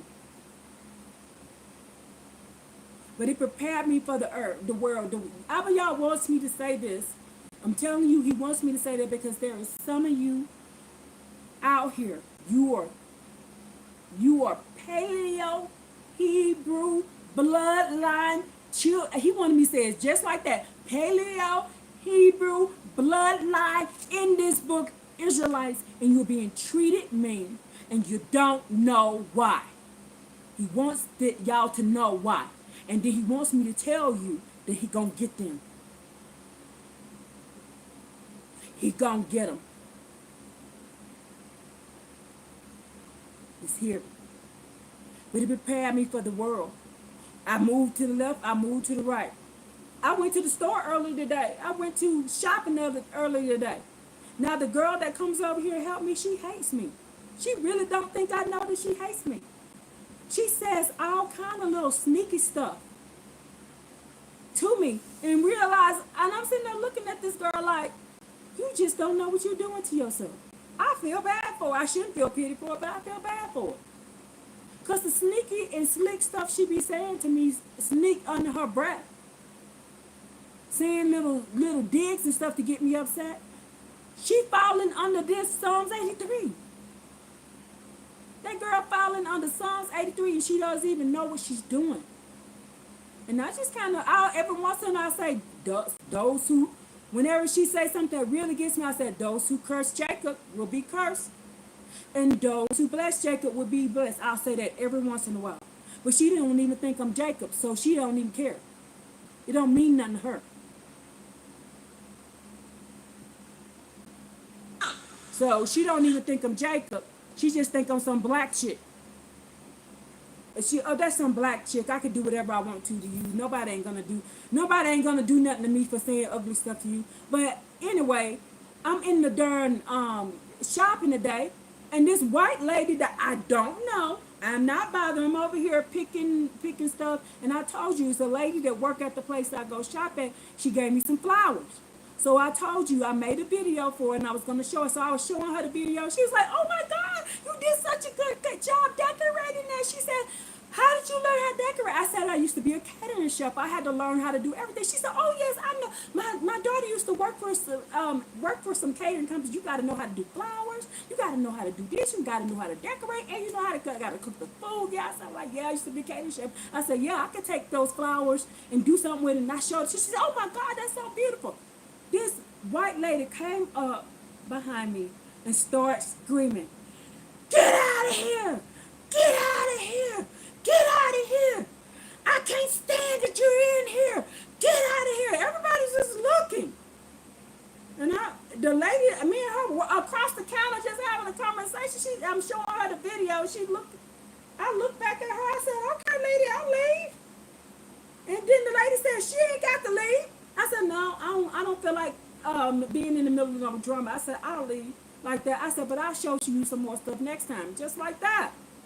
Do you see that was, she couldn't even stand it. Do you understand and understand that I go through this all the time? Abbba Yah prepared me for that by the family that he gave me. So I'm saying this to you all because y'all sitting there being upset. You're upset. You're wondering what the heck is going on. Why is my family being hard on me? He had to put you in this type of, a real demon. She just started screaming at me for talking and laughing with this lady. The lady that gave me the flowers. It was irking her that I was happy. It was irking her that I was happy. So, I'm sitting here letting you know because Abbba Yah put this on my heart today, my mind today. When I was cleaning up, getting myself cleaned up, he was telling me, I need you to explain to them this because there's somebody out there hurting right there now and they don't understand it. He had to equip us for the world. Do you really think I could have handled the stuff that I had to go through in this world if I had a mom who nurtured me and loved me and cared about me, who gave me hugs and was like, I love you so much and I want you to be so happy? No, I wouldn't have been able to. The world would have broke me. How can the world break me when my own mom didn't care about me? That's the way I looked at it. I'm like, my mama don't care about me. And I survived her. That's why I was like, you ain't nothing. Because I can defend myself against you. But I couldn't defend myself against my mom. Let me say something to my mom. My mom would have knocked my teeth to the back of my head. I had to take it and be quiet. Whatever was said to me, whatever was said about me, whatever was done to me, I had to take it. If she decided I didn't get fed that day, I didn't get fed. If I earned some money and she decided to take it, she took it. If I went and bought me some clothes that I earned the money for, y'all, I used to clean people's clothes. I used to go and wash people's clothes, clean out people's gardens, mow people's lawns, which made me a very hard worker. Anything that I got, I earned it. Nobody gave me nothing. Anything that I had on my back, any shoe that I had, I bought it as a 12-year-old, as an 11-year-old, as a 10-year-old. I bought it. With my money that I had to earn, I used to go pick strawberries. Used to go work in people's gardens. That's why I can garden. I had to get over my fear of snakes. I had to get over my fear of wild animals because I would be up 5 o'clock in the morning, 6 o'clock in the morning out, hanging out people's clothes before I went to school. And it was dark in the country. It was all kind of wild animals running around. I had to get over because I needed that money. Or I wouldn't have had no clothes to put on. And everything I got was from the thrift store. I didn't get nothing new. I got all hand-me-down thrift store stuff. I ain't getting no new clothes. But it also made me, when I did get something new, I appreciated it. And I learned how to sew. So I can make myself clothes. So I can sew, I can do all these different things. I can do so many things. And Abbba Yah has used me. Yah has got those things to get me jobs over the years, to get me through when I needed stuff. I didn't have to prostitute or do nothing. Because by the time I got out of her house at 16 years old, I left when I was 16 years old. By the time I got out of her house when I was 16 years old, y'all, I had so many life skills, work skills. I had so many. The world, every time somebody would throw something at me, I would move left. Somebody would throw something at me, I would move right. And he's doing that for you all. So remember this. When you're over here hurting, I don't know why my family is putting me out on the street. I don't know, what did I do? You know why? You're an Israelite. And just like this dude right here, his own cousin, the Moabites, were trying to unalive the Israelites out of jealousy. They did not do nothing wrong. He says here, they had no iniquity. They was not doing nothing wrong. They was not doing anything wrong. But they were going at them. So this is for y'all children out there. Y'all suffering at the hand of y'all moms. Y'all suffering at the hand of your dad. You're suffering at the hand of your neighbors, the school teacher, somebody. The popo, the government. It is not you. It is them. They are jealous of you because they know what you don't know. That you're a Hebrew Israelite, you're a bloodline Israelite, and you're the children of Abbba Yah. And the Most High said, I'm going to get vengeance on these people for what they doing to you. You just got to hold strong. You got to keep doing what the Most High Yah say. Now, some of our people break and start that, well, if I can't beat them, I join them. That's why some of our people go real bad. Because they be like, well, I can't handle this no more. And then they go over and start doing with the wicked stuff that they do. Some of our people, that's what they do. But some of our people are like, no, we stand 10 toes down. We refuse to do it. We stand up and we do what Abbba Yah says. Stay strong, my people. Stay doing the right things. If it's in your heart, the law is written in us. We know it. We just don't know why we feel that way. It's in us. Keep doing right. Abbba Yah will make a way for you. I promise you, you will. He did for me. I finally called out to him. And I asked, what am I doing wrong? And he showed me. And when he showed me, my life is peaceful. Do I still have people coming at me? Yeah. I had somebody talking, again, 2 people today, come at me today. Two people. One person who pretends to be my friend. She thinks I really believe she's my friend. She pretends to be my friend. And then a strange lady. But he said, your enemy will be in your house. I just don't say nothing because I know where Abbba Yah is going. Because I know the scriptures now that I'm going to teach y'all today. I know that Abbba Yah going to handle them. And they need to stop it. Because they don't want the wrath of Abbba Yah on their behind. I ain't got to touch them. I ain't got to do nothing to them. Abbba Yah's going to do it. Abbba Yah going to do it.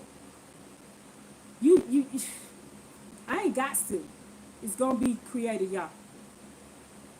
Now, let's go into some other scriptures.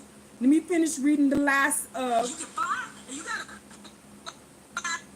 Hold on. Okay, I started. Let's finish reading the last of this about Balaam so y'all can understand that there is nothing new under the sun. This dude over here upset with Balaam too, y'all. Listen to this dude. This dude up here upset with Balaam. You did me wrong, Balaam. You did me wrong, Balaam, because you wouldn't do them wrong. Ain't nothing new, y'all. Ain't nothing new. Now he says here, he perceived no iniquity in Jacob and saw no perversity in Israel. And the Most High Yah, the God of Israel, is with Israel, and the friendship of the king, the Most High Yah, is with Israel. It is the Most High Yah who brought them out of Egypt according to the power of his loftiness.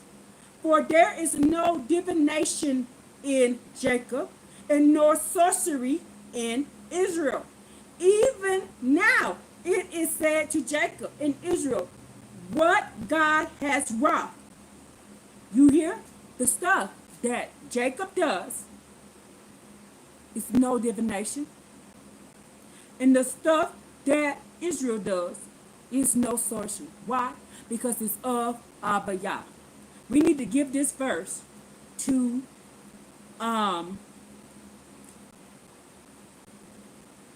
Mr. Real Talk. It is Numbers chapter 23, verse 23. There is no divination in Jacob, so everything that the children of Israel do is not divination. And there are no sorceries in Israel. That means everything that the children of Israel do is not sorcery. So when Joshua is doing lots, it's not sorcery. When they're putting on the ephod, it's not divination. When Jacob was out there peeling the sticks and putting them in front of the thing, it's not sorcery. He said there is no divination in Jacob and there's no sorcery in Israel. Woo! And y'all call us witches and y'all call us wicked. When Moses went out there with that stick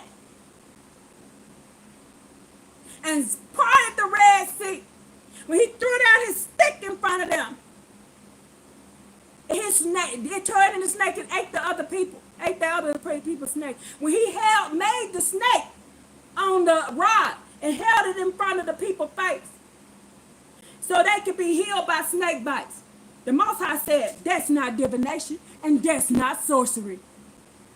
The Most High said, it ain't divination and it ain't sorcery. Listen to it.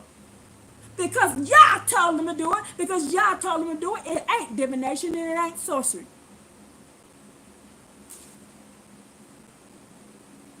He says, and even now it is said to Jacob and Israel, what God has wrought. What is the Most High Yah has wrought? Let's see what wrought means.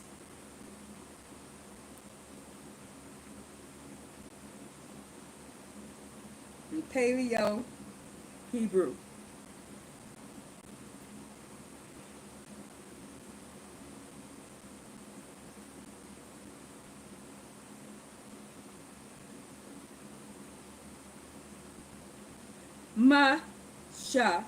Masha Julie, generally means work in the sense of extortion or effort to produce or accomplish something. Its context of rock, it implies something is worked, made, elaborated, often skills and care. So it says, even now it is said, Jacob and Israel, what has the Most High Yah made, given them skills and care? He has shown them work. So that means Abbba Yah showed them what they should be doing. The Most High Yah showed them those things that they was doing. Ooh. And y'all calling us witches. Y'all calling us wicked. I saw somebody calling Solomon a witch. I saw somebody calling Solomon a witch. He says here that whatever the Most High Yah has wrought, has showed them. He says what he has showed us, what skills and care he has given us, is not sorcery, is not divination. So everything that David did was not wicked. Everything that Solomon did that Abbba Yah told him to do was not wicked. And y'all need to repent for saying that Solomon was a witch and a warlock. Y'all need to repent for saying that. I saw somebody saying that. And I was like, why are they saying that? Because I read this book right here. Abbba Yah would tell Solomon where to go. Abbba Yah would tell Solomon what to say. Abbba Yah would tell Solomon who to grab. Abbba Yah would tell people who to call. Abbba Yah would tell Solomon. I read the Testaments of Solomon. It was Abbba Yah who told him what spirit to grab to build stuff. It was Abbba Yah who told him what ring to put on. It was Abbba Yah that told him what rock, where to place the rock. It was Abbba Yah who told him. It's right here in the Testament of Solomon. I'm about to read it to y'all one day. It's only like 15 chapters, but it still might take me a while. I'm going to set a day apart. Maybe I'll do it tomorrow and read all the things that Abbba Yah told Solomon to do. It came straight from Abbba Yah. It didn't come from no man. It didn't come from no witchcraft. He would pray to Abbba Yah. Abbba Yah said, go over here and do this. Go over there and put this right there. Go over there and grab this. Go over there and get that. Those were skills he gave Solomon. Solomon messed up when he started messing with that witch, that witch of the north and south. It's in that book I read. You know what? I think that's what I'm going to read tomorrow. I'm just going to read the Testaments of Solomon. If that's what Abbba Yah want me to do.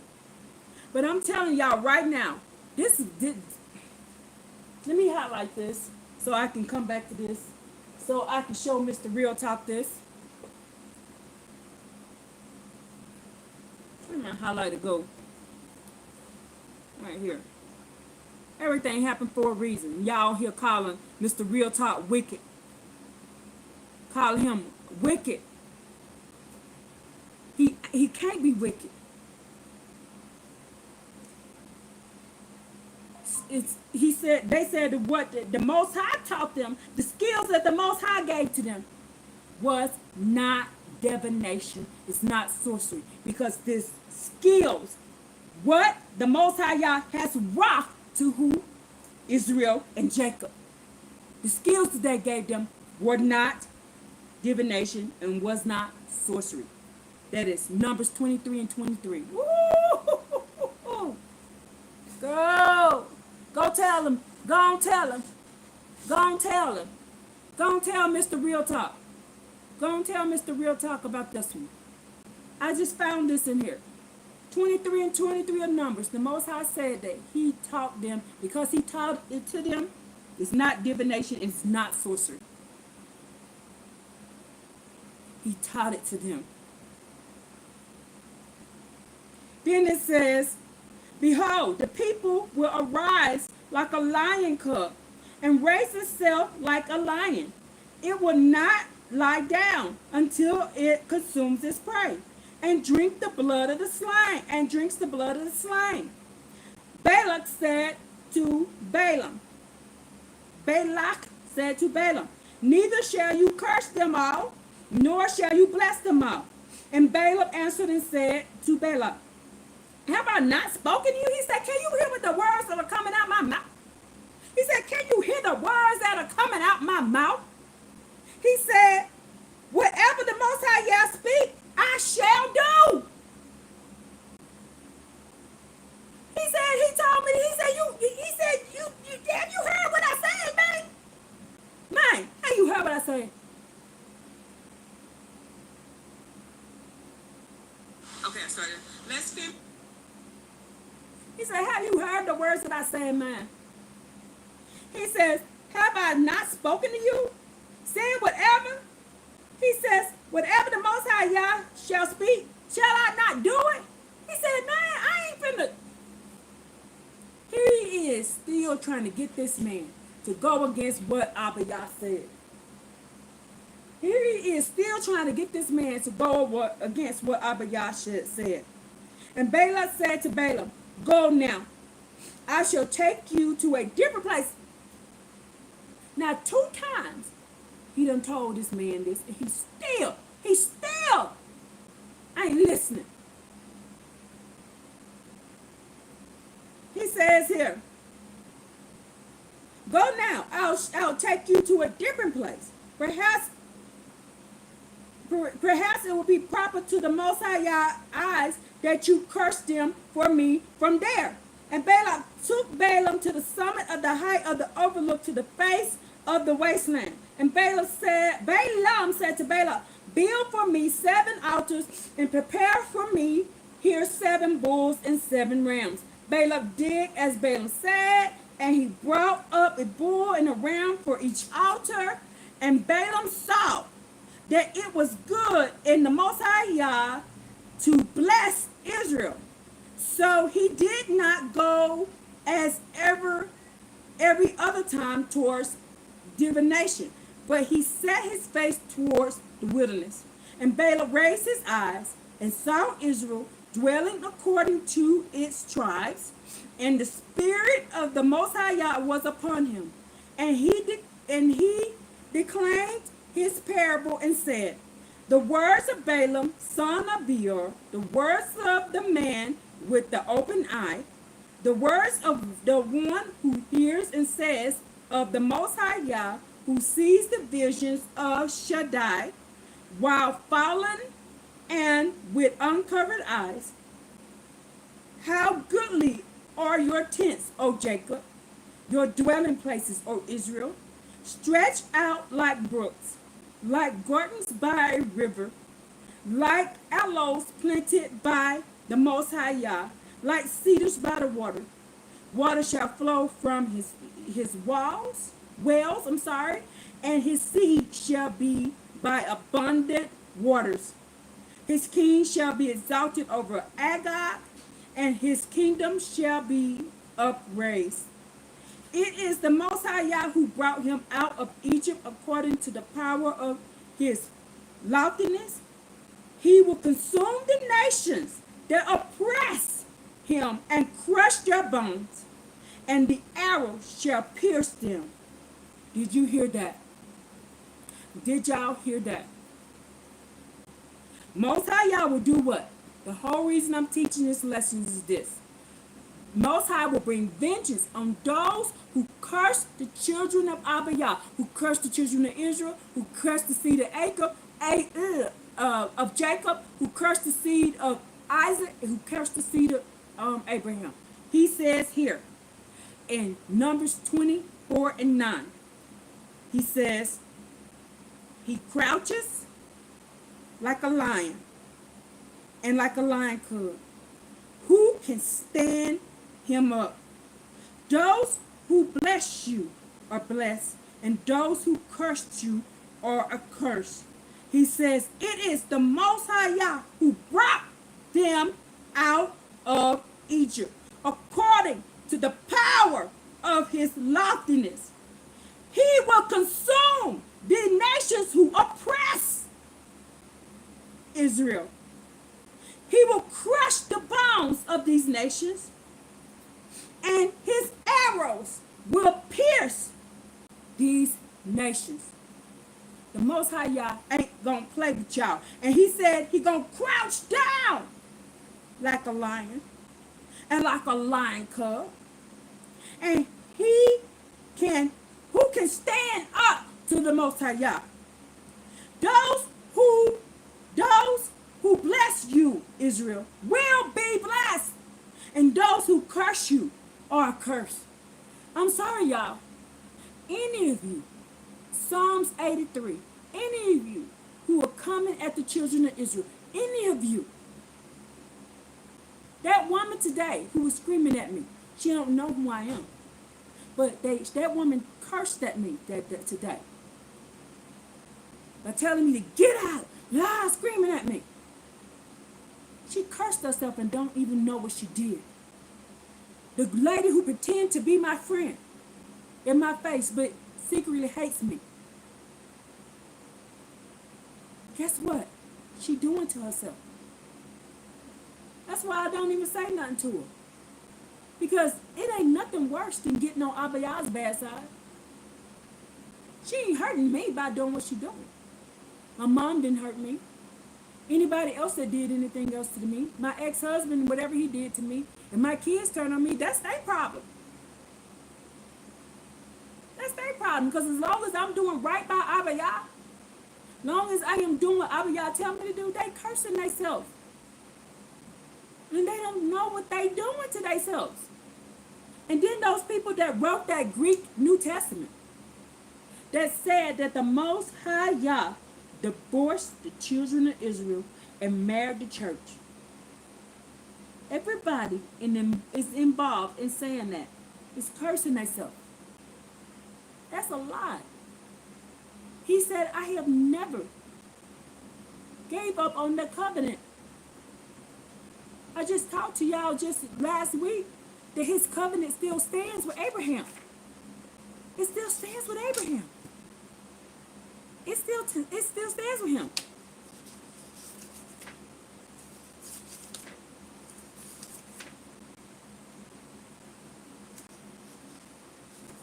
It still stands with him. So why? I'm just shaking my head, y'all. I'm shaking my head because they don't even know what they're doing. Jeremiah 31. Abbba Yah's covenant is still there.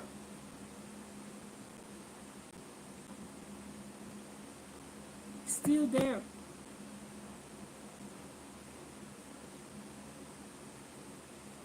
Isaiah 10. Psalms 89. Says it all through Micah, Jeremiah, Ezekiel, Ezra, Isaiah, Malachi, that his covenant is still there. And they are speaking this. The Most High says everybody that cursed us, that's a curse saying that he divorced us. They don't realize what's coming out their mouth.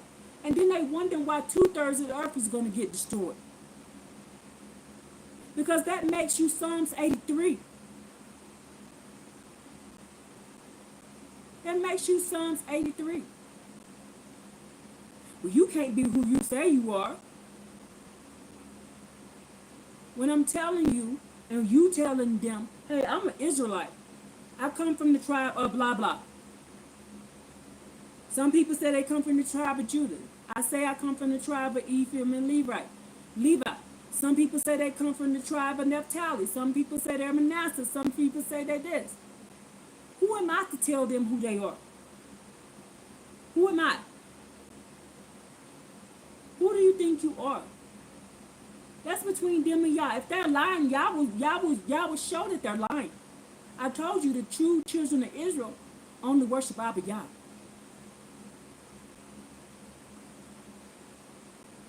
I showed y'all that. They're set apart for Abbba Yah. They will only worship Abbba Yah. I showed y'all that already. So here it is. One of the first lessons. This is in Numbers chapter 24, 8 and 9 in my book. It is the Most High Yah who brought Israel out of Egypt according to the power of his loftiness. He will consume the nations who do what? That oppress Israel. What does consume mean? What does consume mean? Let's look up what consume mean in Paleo Hebrew. He said, have you heard the word?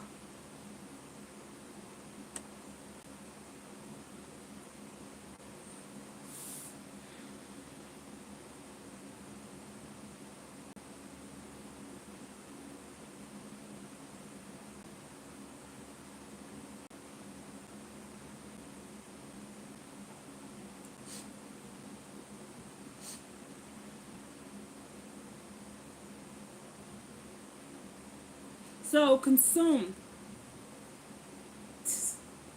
I'm sorry, my dog was. He's barking, kind of barking in his sleep. It says, often represented by the image of teeth, can mean to eat, consume, destroy, bite, shin, or sin. The symbol shape reminiscence of teeth directly related to the function of consuming and destroying food. This is the Paleo Hebrew. Shin or sin. Shin. That's what it says. So he says, I will eat them. I will destroy them. I will bite them. The Most High said, I will destroy nations that oppress Israel. Isn't that vengeance? Isn't that vengeance?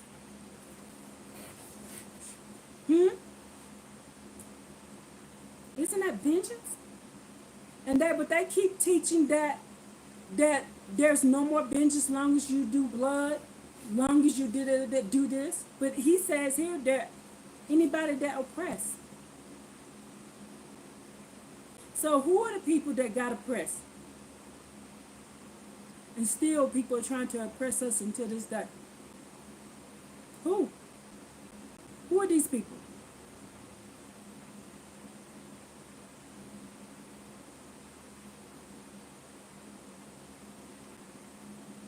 Or we just nobody according to the world.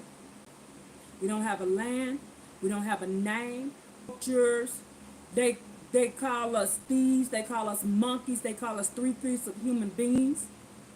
They call us slaves. They call us worthless.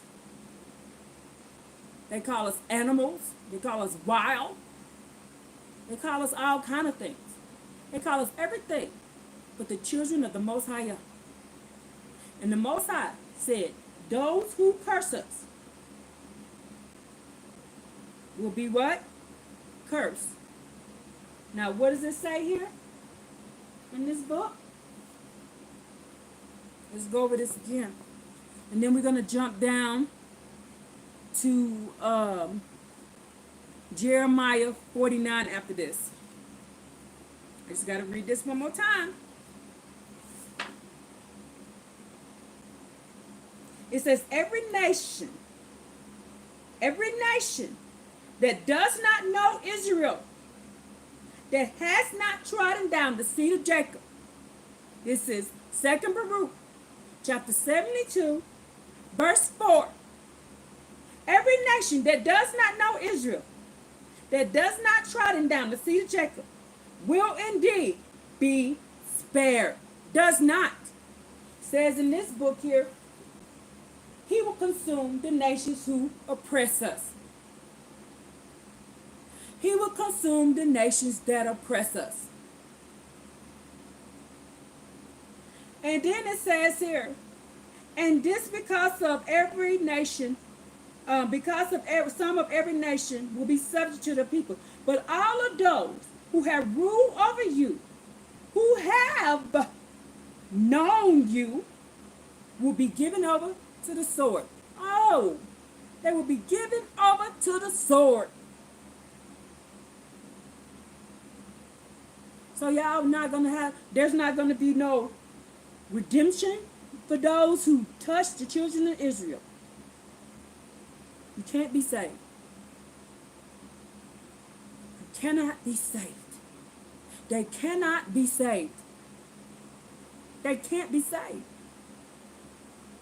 Psalms 83 cannot be saved. Anybody that took crafty counsel against us cannot be saved. Instead of going to Jeremiah 49 and 7 first, let's go to Psalms 83 so y'all can see what I'm talking about.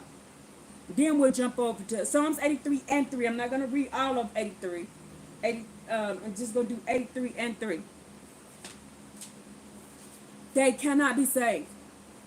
Because they put their hands on us, they cannot be saved. This is why 2/3 of the earth is going to be destroyed. They don't even know it. They teaching that it's because you don't believe in Jesus. You don't believe in Jesus. You don't believe in Jesus. That's why. No, it's because you're doing stuff to his children. He says, here. And they be laughing, y'all, thinking it's funny. Laughing in our face, too. Girl, I be watching these folks laugh in my face. And I be looking at them thinking to myself, you do not know what you're doing. You don't know what you're doing. You don't know what you're doing to yourself. You're messing with a child of the Creator. And you over here laughing and making jokes and doing stuff. Trying to sleep with my man, trying to go here and make me lose my place to stay, trying to steal my car, trying to shut down my bank accounts, trying to ruin my kids. But he told me he's going to give me new kids anyway. He said, don't worry about them children. Them children are ruined. Them people don't ruin them kids. He's like, just leave them. I'm going to give you new kids like Job. He destroyed Job's old kids and then gave Job new kids. He said, I'm going to destroy your old kids and give you some new kids. That was a hurting feeling too, because I love my children.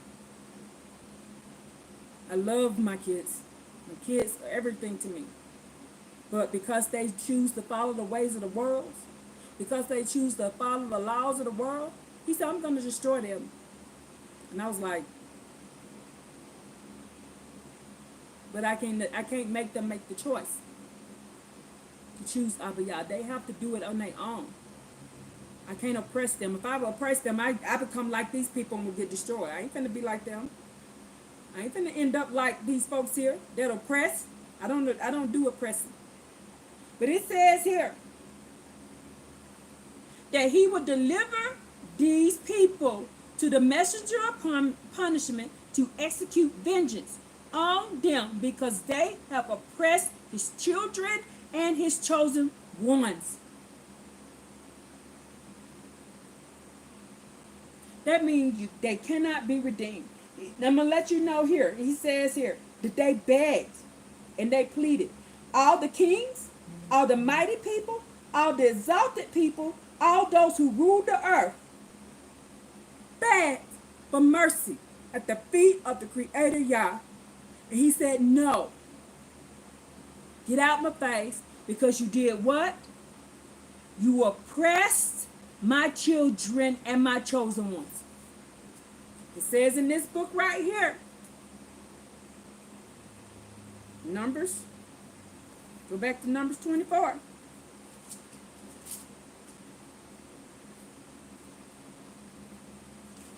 It says, he will consume the nations who oppress Israel.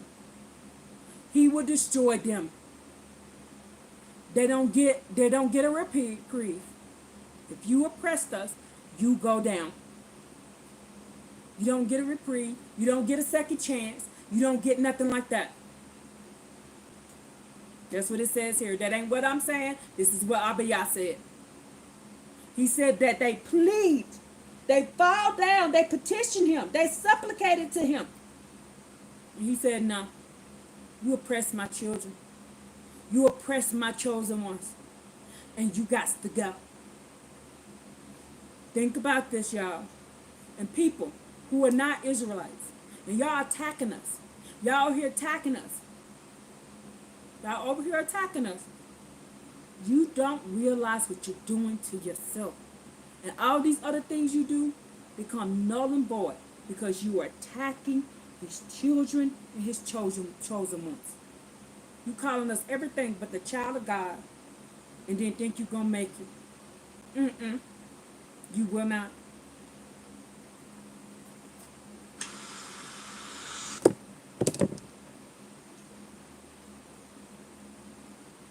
You will not make it.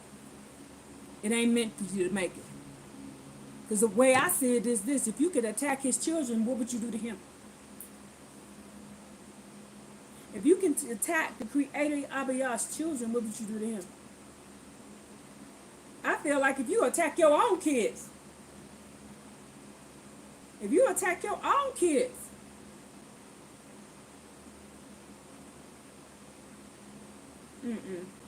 no. And you need to get up out my face. Now we're going to go to Psalms 83:3. We're just going to do a little portion of this about Psalms 83.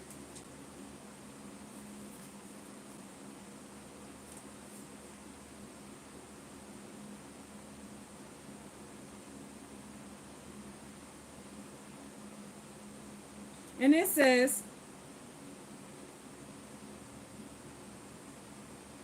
O Most High, do not hold yourself silent. Be not deaf, be not still, O Most High. For behold, your foes are in uproar, and those who hate you. See, y'all like, why do you keep saying this? That they hate Abbba Yah, so they're attacking us. Because it says it here. Those who hate Abbba Yah came against your people. They plotted deceiviously, and they take counsel against those sheltered by you. Why are they doing it? Because they hate the Creator, Yah. They hate Yah. They hate Yah.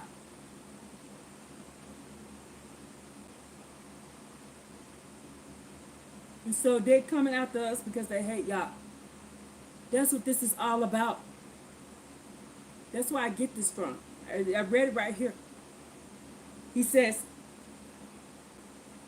your foes are in an uproar. Those who hate you have raised their head against your people. They plot deviously. They take counsel against those sheltered by you. They said, come, let us cut off from nationhood, so Israel's name would not be remembered any longer. All because they hate Abbba Yah. So when they coming at you, it ain't about you. So the girl that comes over here pretends to be my friend, she hates Abbba Yah. So the lady that walks up to me, I didn't know her today, she hated Abbba Yah. Ex-husband hated Abbba Yah. Mom hated Abbba Yah. All these people hated Abbba Yah. So because they hated Abbba Yah, since they cannot do nothing to Abbba Yah, because he is all power, they cannot do anything to him. So the next best thing in their eyes is to attack us. Which is, again, so stupid to me. Just as like Balak over here. Balak over here went to 3 different places trying to get Balaam to curse the children of Israel. That's insanity. Do you see what's the definition of insanity, y'all?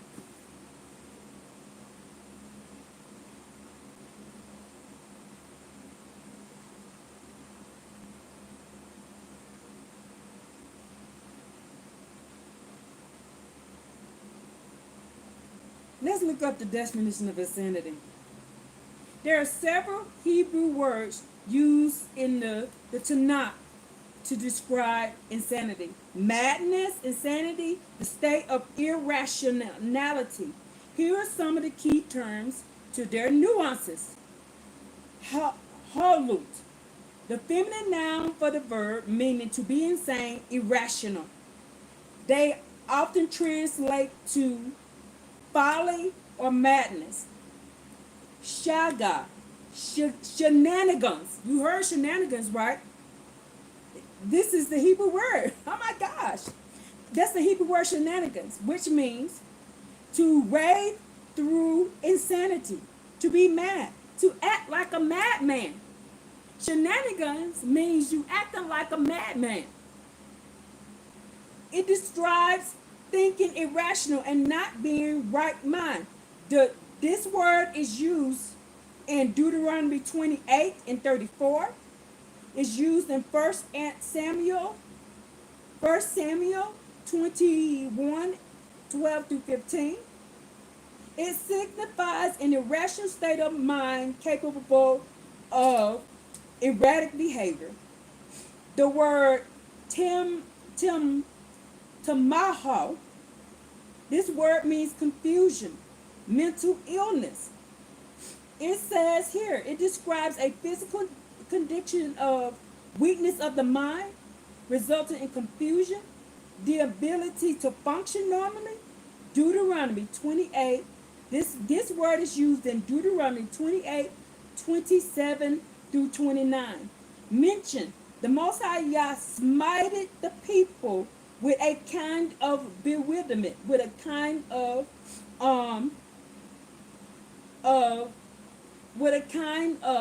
mental illness.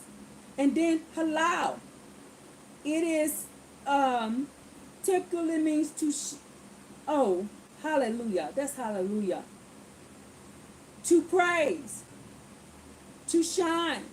It signifies to act madly, to be insane. So hallelujah means I'm madly praising the Most High Yah. I am like acting madly, insanely praising the Most High Yah. And then it says mashu. This word is shaga. That means commonly used as the word is crazy or madman. It is used for someone who is acting in a surprising and unexpected and seemingly illogical way to describe someone who has truly lost their mind.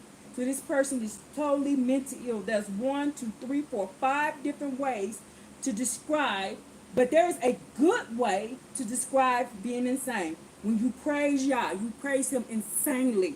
It's called hallelujah.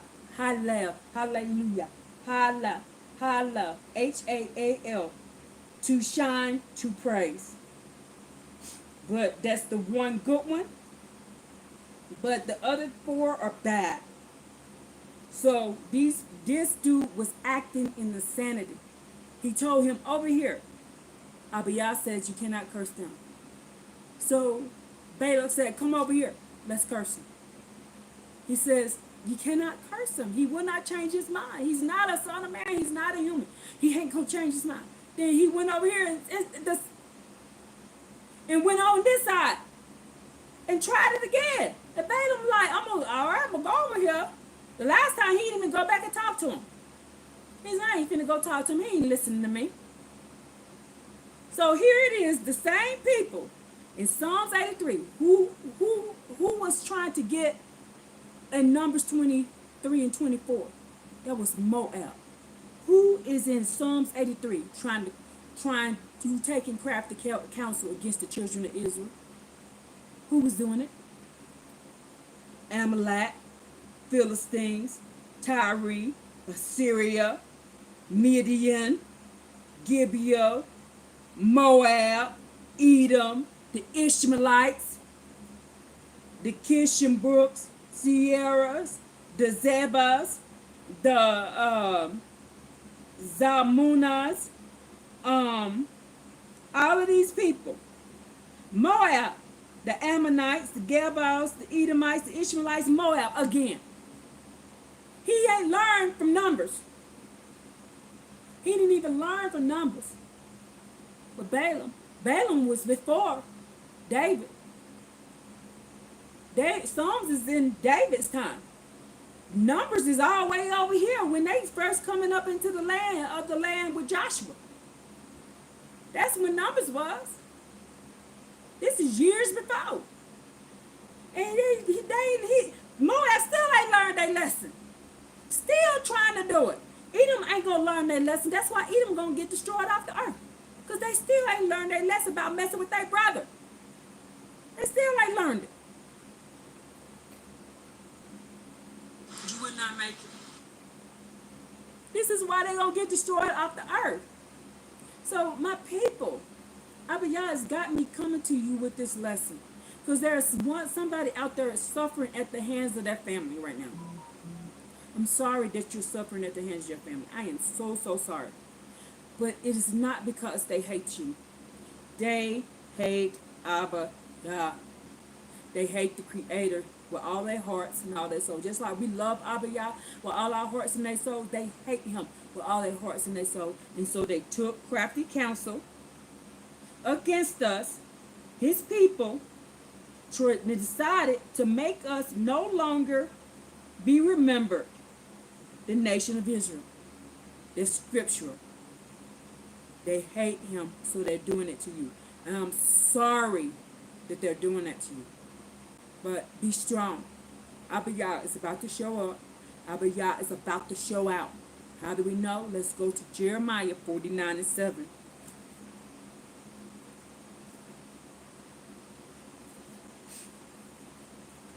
Here it is right here. Turn right to it. Jeremiah 49:7.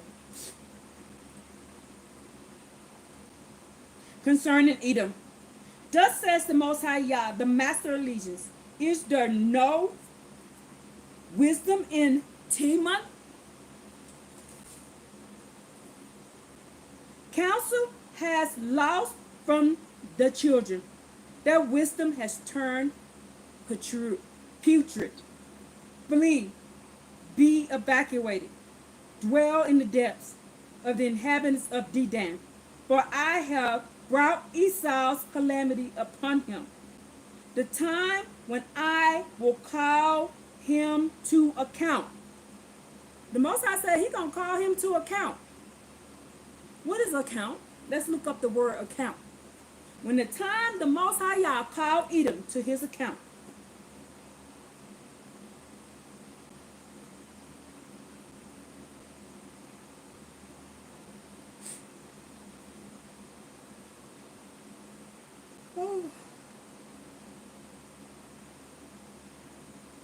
The script used, written in the Hebrew language,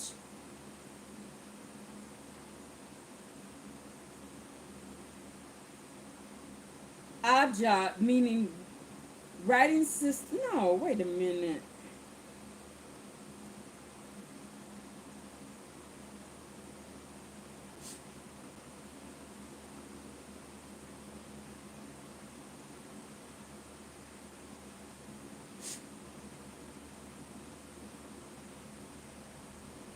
So, the Paleo word that perfectly matched the modern English concept of account does not exist in all its meanings. That's a lot. It's a lot of meanings. It does not exist in all its meanings in the Paleo Hebrew. However, related concepts can provide insight into how ancient Hebrew expressed similar ideas. So let's go back up to the. He says, the time will come when I will call to Edom to reckoning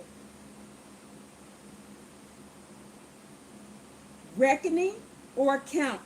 The Hebrew word chesed, from the root chesed, meaning for his thinking, for his contrivance associated with the account, for his calculations, for his device.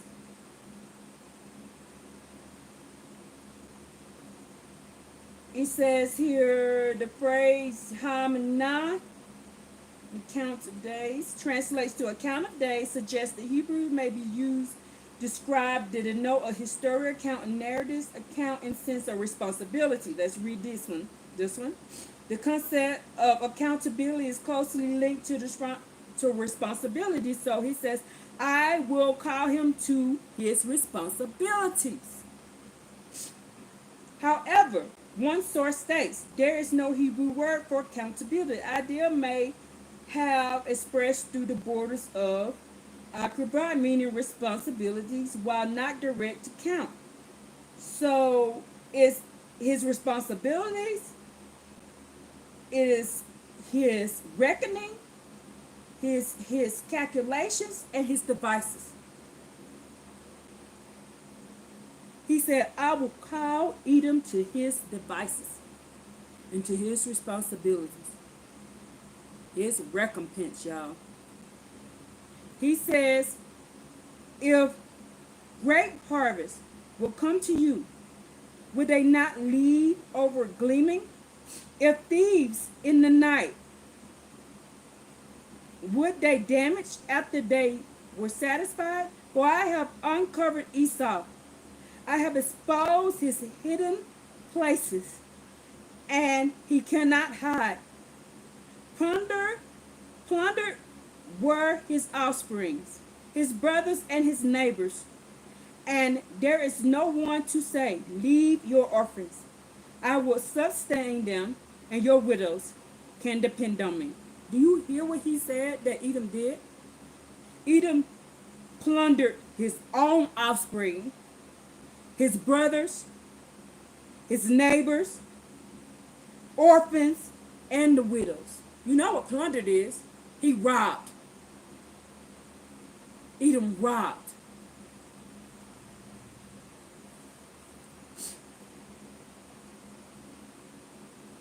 So,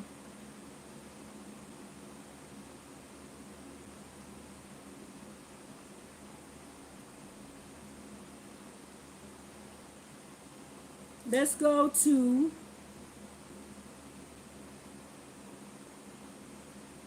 Ezekiel 25. Ezekiel 25. I hope that this is helping somebody.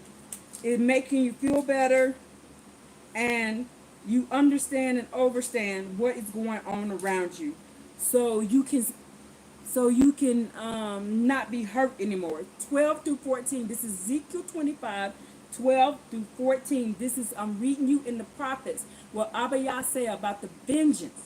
Now we just heard the vengeance that he's going to have on Edom for all the stuff that he did. Let's find out. Ezekiel 25, verse 12 through 14. So please just pray against the people who are doing these things to you. Pray against these people and ask Abbba Yah to help you. We have to, because they do not care. They don't care about nothing. Because if they hate the creator of the heavens and the earth, what will stop them from hating you? What will stop them from hurting you? Nothing. Nothing. Nothing.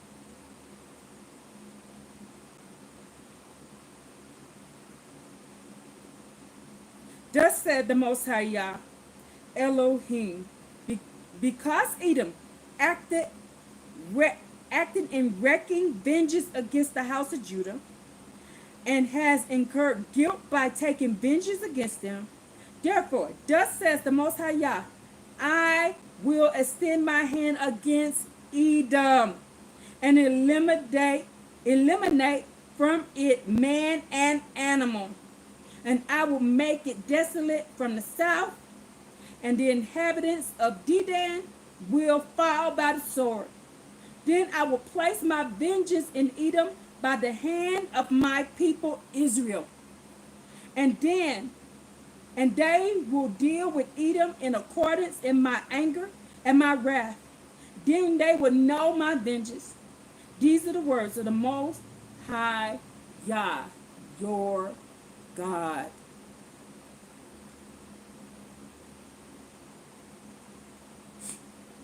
Let's go to Isaiah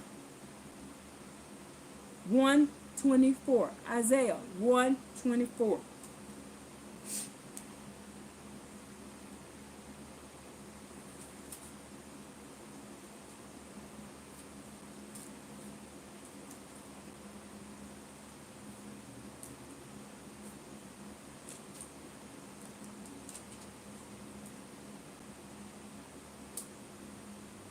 Therefore, these are the words of the Most High Yah, Master of the Legions, mighty one of Israel.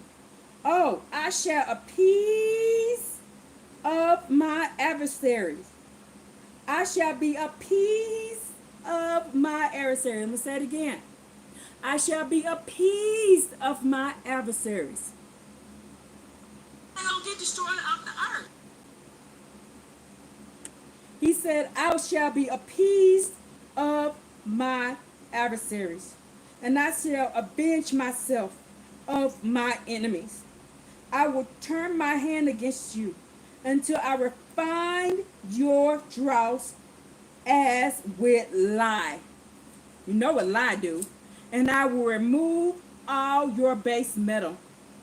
Then I will restore your judges at first, and your counselors as the beginning. After that, you will be called the city of righteousness, faithful city. Zion will be redeemed through justice, and those who return to her through righteousness. But calamity awaits rebels and sinners together, and those who forsake the Most High Yah will perish. For they will become ashamed of idolatrous alms that you desired, and you will be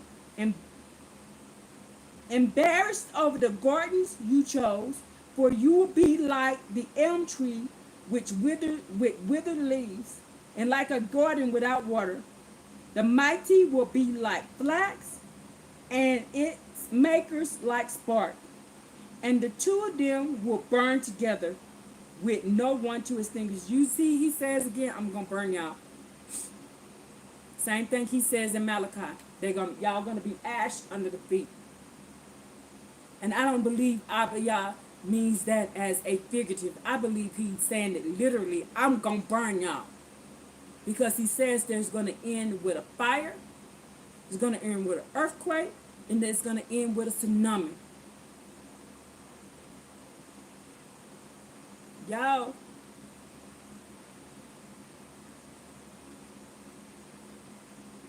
I just had some ache over my heart for somebody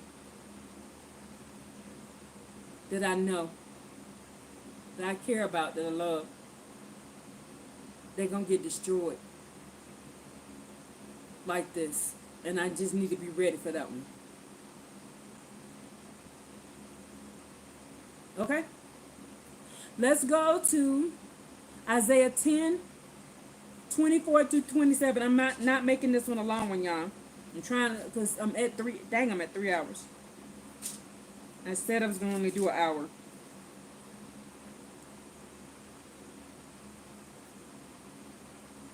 It says, woe to those, this is Isaiah 10.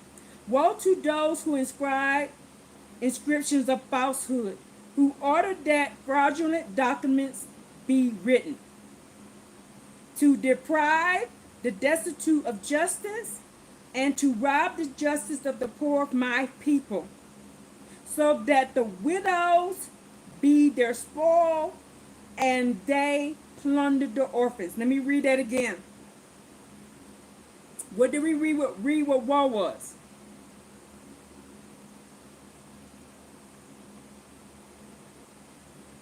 Now, didn't they write fake books about us, saying we here, we came from Africa, we did this, we not the children of Israel, we 3/5 of a man, they made laws against us? What does it say right here? What did America do to us? Didn't they redline us? Didn't they drop bombs on us? Did they bring people in here and tell them to pretend to be us? Don't they got people over there they pretending to be us? What did Abbba Yah say? Woe to those who inscribe inscriptions of falsehood. What does woe mean? What does woe mean to Paleo Hebrew?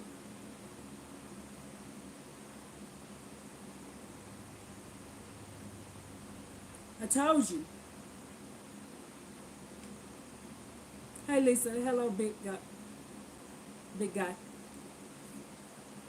What does woe mean? Let's read it from Abbba Yah's point of view, not our point of view. What is Abbba Yah saying?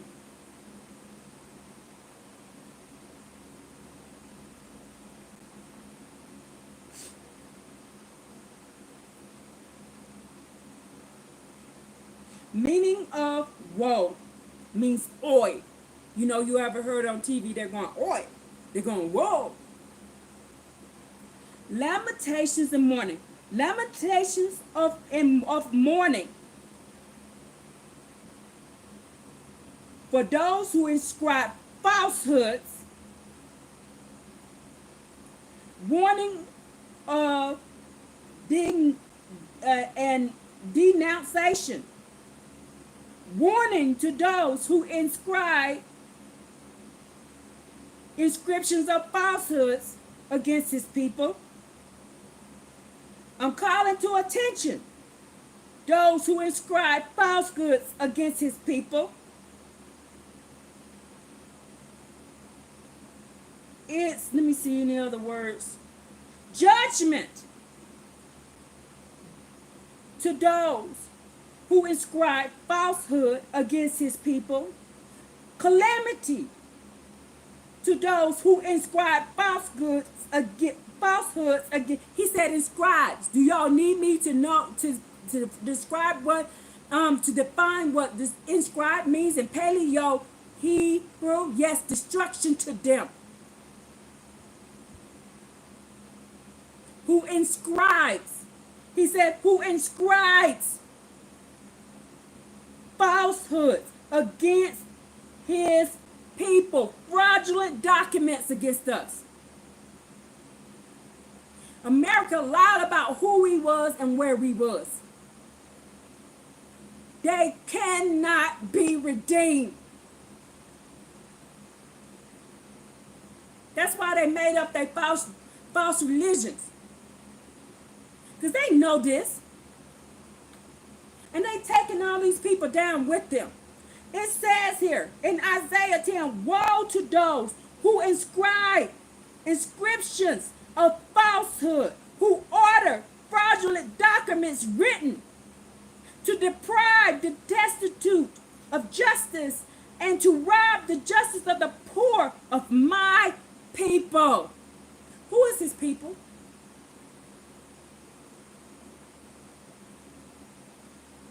What did Abbba Yah say?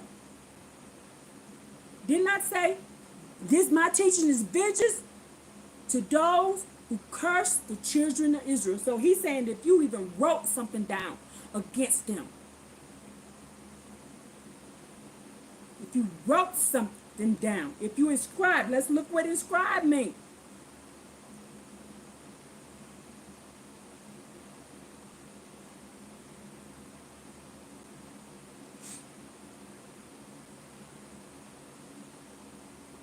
This is serious. And they do not know what they did. They written their own destruction. He says, woe to them. Woe to them. And y'all, I don't come up with these precepts. This is Abbba Yah. Abbba Yah brings these precepts, not me. Abbba Yah.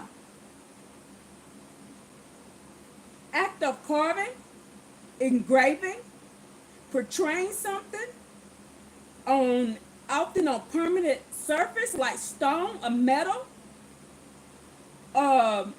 It is inscribed, acting of carving, engraving, act of let's hear it right. It says here, making records, laws, decrees, inform, or other important information to making covenants. So to inscribe is covenants. I told y'all when y'all sign the documents, that's a covenant. When y'all writing y'all name on the document, that's a covenant. I told y'all that. It's right here. When you inscribe, when you sign your name on the dotted line to anybody, you making a covenant. It says here, woe to those who make covenants against us, who make laws against us, who make decrees against us, who give important information against us. That mean lies. Who oh my goodness, they finna go down. That's why it ain't gonna be that many people left. Whoo! Even ancient cultures, laws. It says if they change the cultures, they change our laws. I'm shaking my head. He said, I'll shut. I'm shaking my head. It said, y'all, oh my goodness. Y'all, Abbba Yah's finna get a lot of people. I'm just reading to you what Abbba Yah told me to. Let's go over that again. Woe to those who inscribe inscriptions of falsehoods. So these when he says inscribes includes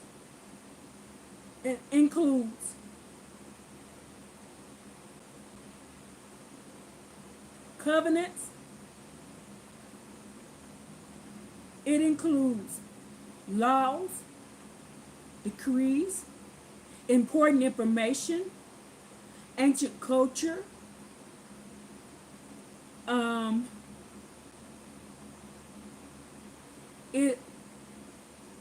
let me make sure I got them all. Act of carving, engraving, portraying, or according to Hebrew word study, it also is carving, engraving, portraying something of permanent surface like stone or metal.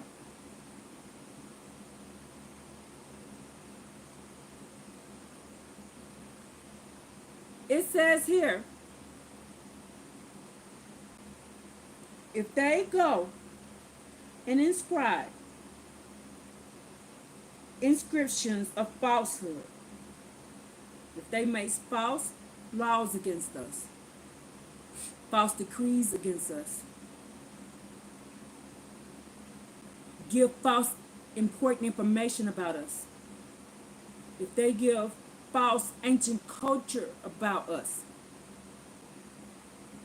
if they engrave in tablets falsely about us, if they give false, if they refer to God's commands falsely, if they give false covenants against us, if they change the Passover, if they change the days of the atonement, if they change the priesthood. I'm reading it right here to y'all. I'll flip it over so you can see it. These are all the words. Hopefully y'all can see it and it's not blurry. Those are all the words that go into that sentence right there. Hopefully y'all can see it, it's not blurry.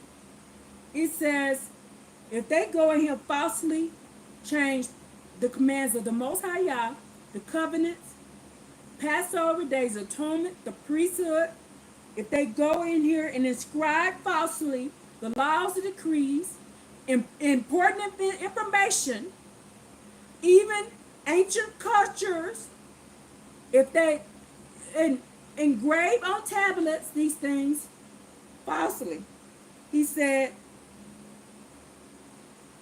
woe to these people. Woe to these. Look what's finna happen to Psalms 83 in America. Look what's finna happen to the Council of Nicaea. Look what's gonna happen to them. They lied about who we was. Do y'all know that Hitler wouldn't even come at us? Hitler wouldn't even come at us. He said that America has the Jews of God. He said, I ain't going over there messing with them. Most High Yah's children is in America, he said. The Creator's children is in America. I ain't going over there to America messing with them. And that's when America got mad at Hitler. And that's when America attacked Hitler. All this wicked stuff that Hitler was doing, y'all. That Hitler was doing. And the one people that Hitler wouldn't touch was us. Hitler said, I ain't in that. He said, my name is West. I ain't in that mess. Y'all the one got the Jews of the Creator Yah. Y'all got the Creator Yah's children over there. He said, I ain't going over there mess with them folks. And that's when they came at Hitler. That's when America got mad at Hitler. They didn't care about the stuff that Hitler was doing until that day. Till Hitler was like, you got the children of Israel over there. You got the true children of Israel in America. I ain't coming. I ain't getting involved in it. And that's when America went at Hitler. And then they want to sit there and pretend they always talk about Hitler. Hitler did this. He had genocide. We was doing something so horrible that it scared. I'm sorry, America was doing, not say we, I'm talking about America. America was doing something so horrible that Hitler wouldn't come over here and help them. Hitler said, I'll do this, I'll do that, but I won't come over there and mess with them. He said, I will not. I will not do it. And these people over here, these Psalms 83, got balls bigger than Hitler, y'all. Balls bigger than Hitler.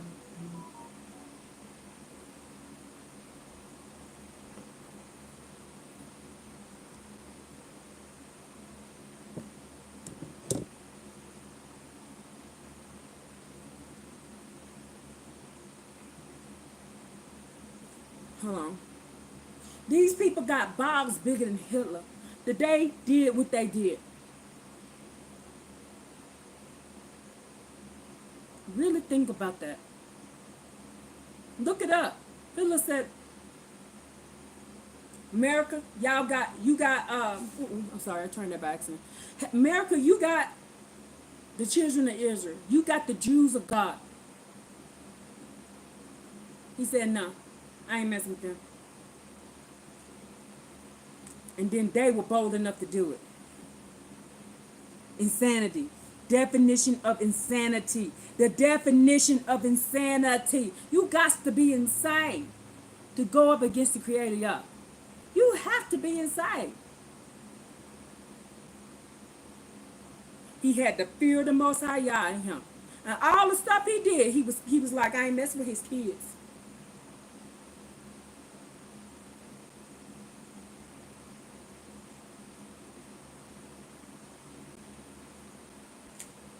Now them other folks over there, he was whooping up on them left and right.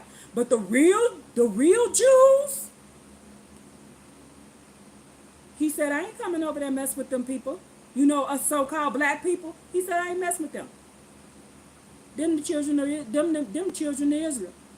Them the Jews of God. And y'all got the Jews of God over there in America. He said, I ain't doing it. He knew his place. Now, let's go to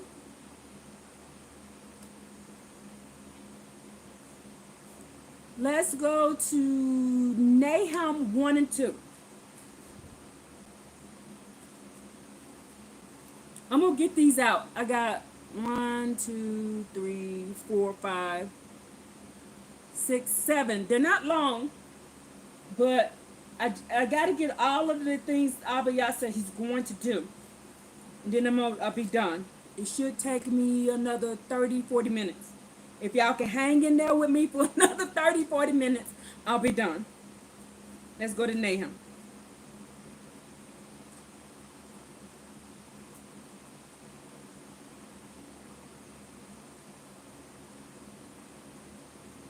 I always about to pass it up because it's so little.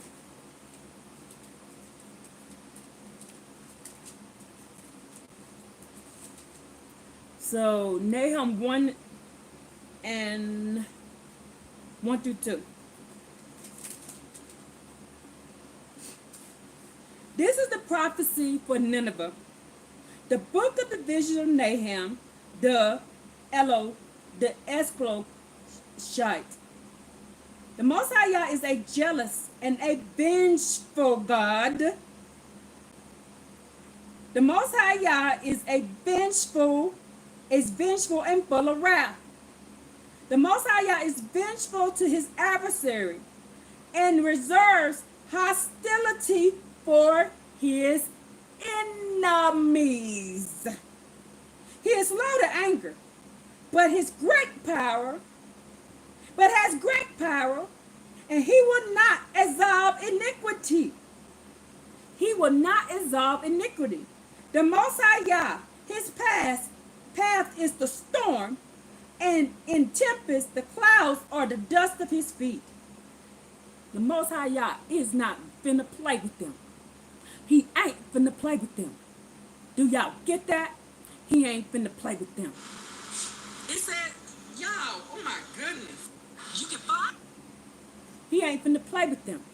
Now let's go. Do y'all want me to read that again? The Jews of the Most High. Yes, they are. Yeah, did you read it? It's in there.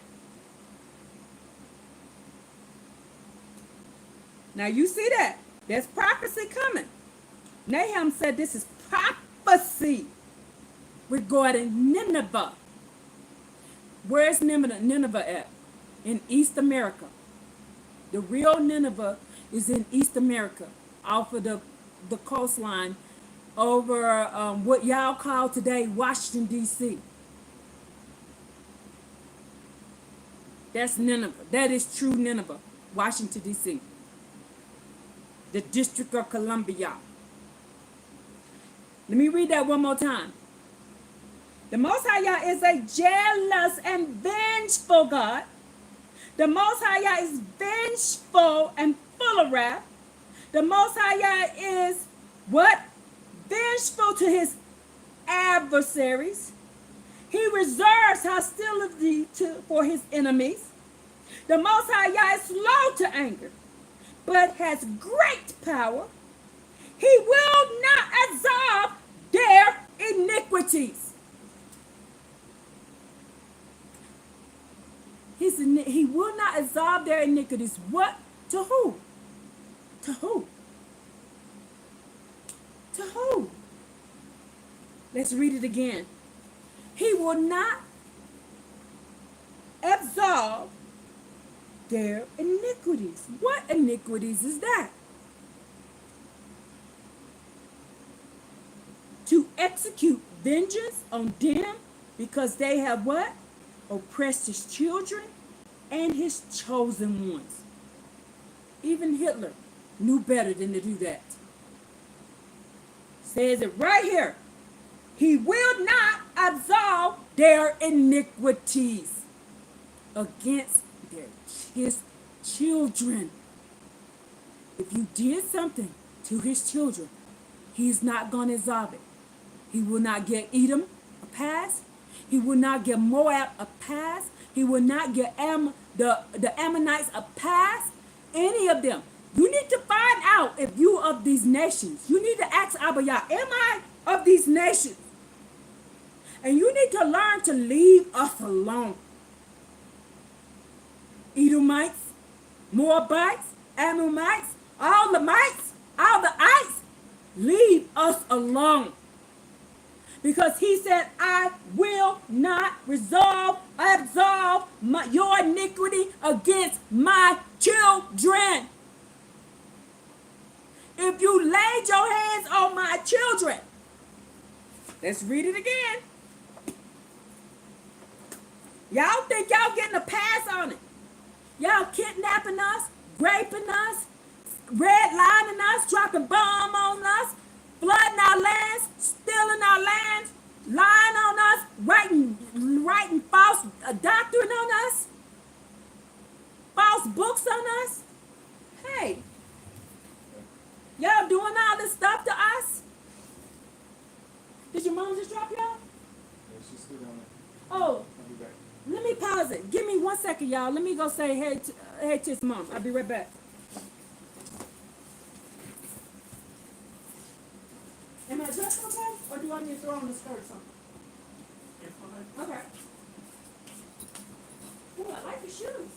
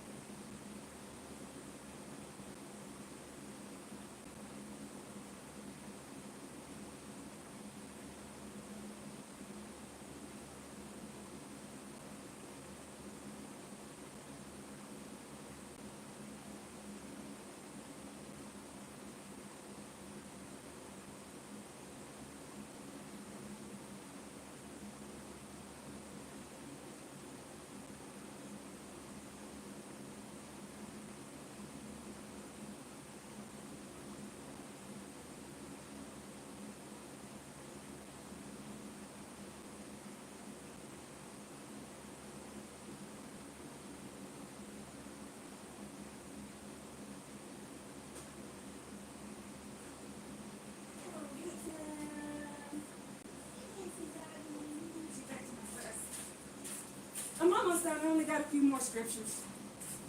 I'm glad you had fun with your mom. All right. I only got a few more scriptures, y'all. So, what was I reading?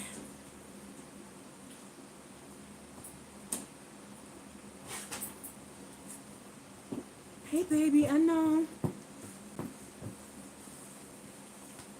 I had just finished, I believe, Isaiah. So let's go. Nope, I just finished Jeremiah 12. Let's go look at Jeremiah 12 one more time. Hey, okay, I know. Abbba Yah. Good boy.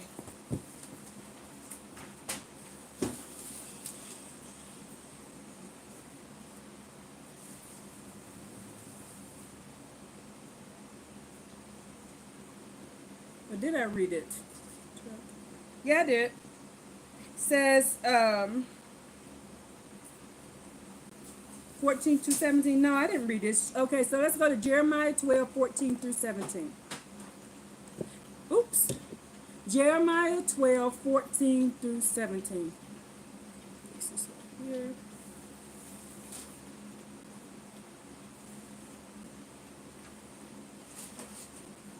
So, we're teaching about the vengeance to those who curse the children of Israel. Now, we just learned that if you inscribe anything against us, if you say something bad against us, that means if you take crafty counsel against us, if you do anything against us, the Most High said, woe to you. I know what I was reading. I was reading Nahum. So in Nahum, he said, he will not give you a pass on this. You won't get a pass on this. If you do anything to the children of Israel, if you do anything to any of us, if anybody has ever laid a hand on the children of Israel, it says here in the book of Baruch, chapter 62, 72, I said 62, 72. Every nation who has not known Israel and has not trodden down the seed of Jacob, he will indeed spare. He said, I will not. He will not give you a pass on that. Nahum 1 says he will not give you a pass on that. This is serious. He using word like woe. He's using word like I would not relent. He's using word like I would not change my mind. He's using words like this. This is a serious thing to mess with his children. This is a serious thing to do that. Is it hot in here or is it fine? It's fine? It's a serious thing to mess with his children. The word woe. Woe to those who write inscriptions against his children. Whoa. He says, whoa. He's not going to play with you all. This is very serious. And he says here in 2nd Baruch, those who do not know Israel will be spared. You will be spared.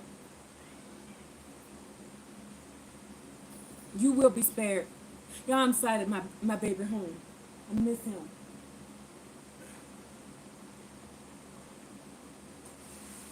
But he says,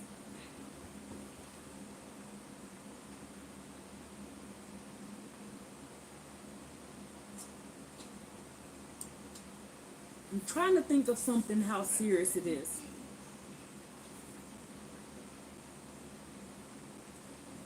This is serious as being bitten by a cobra.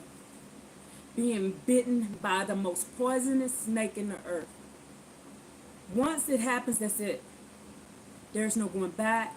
They can't fix it for you. They cannot do anything about it. Once you are bitten by this cobra. You see what I'm saying? How many people have ever survived being bitten by a cobra, by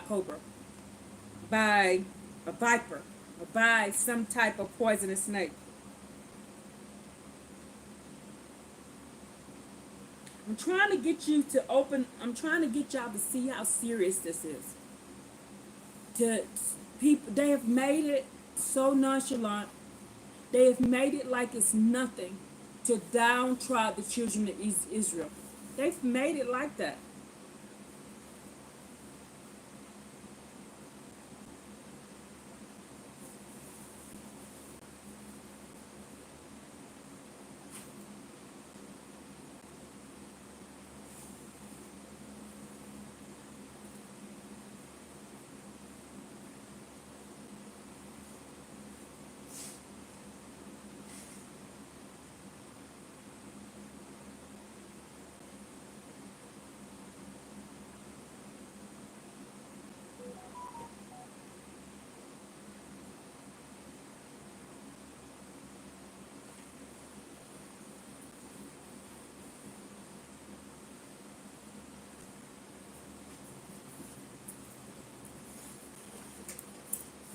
Less than 1%. Less than 1%.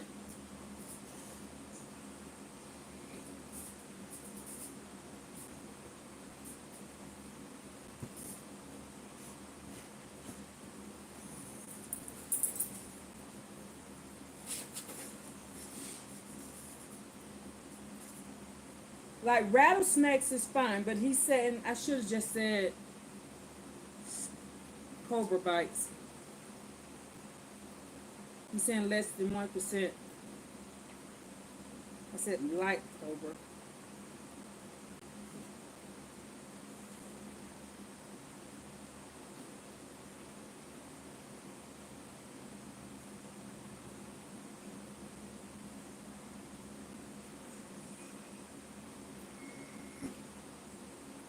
So 50%, 50%, 50 to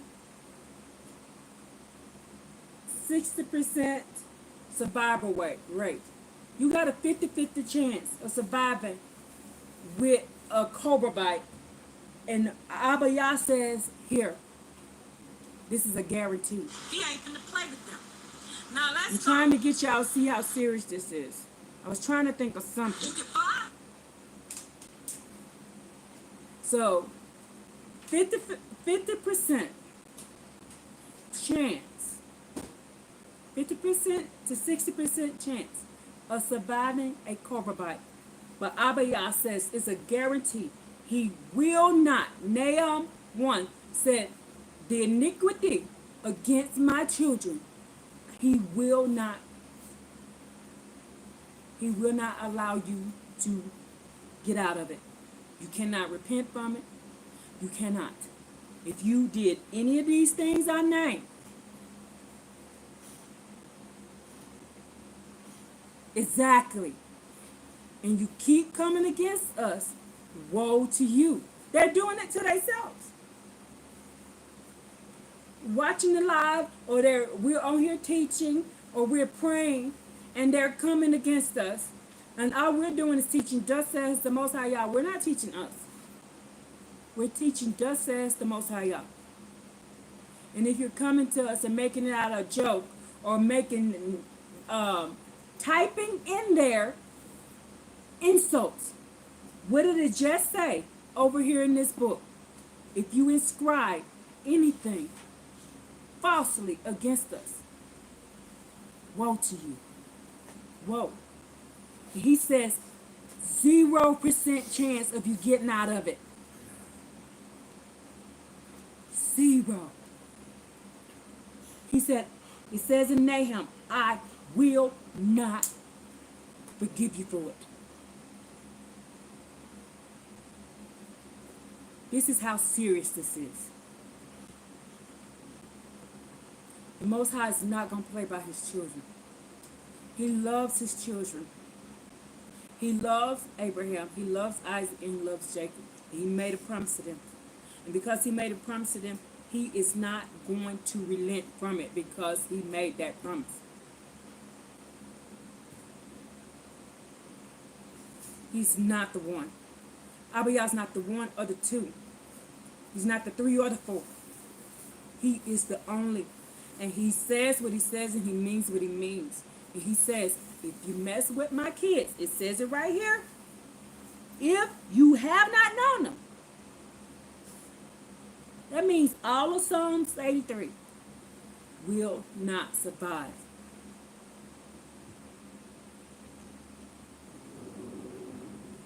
Says it here.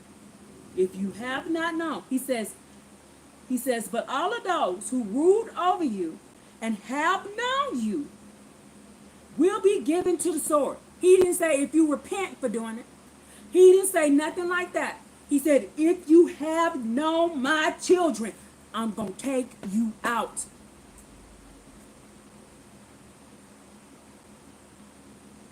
Sometimes that's why I be telling y'all, just don't, just if you don't like what we teach, just get off our lives.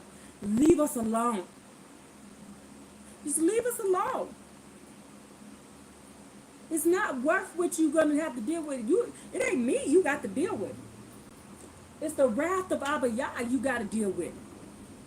Because he says to his children, to the seed of Jacob, to Israel, you will get the sword. That's scriptural. That's not what I'm saying. He says in Nahum, I will not relent. I will not absorb your iniquity. That means your sins against my children. I will not absorb it. I'm going to get you.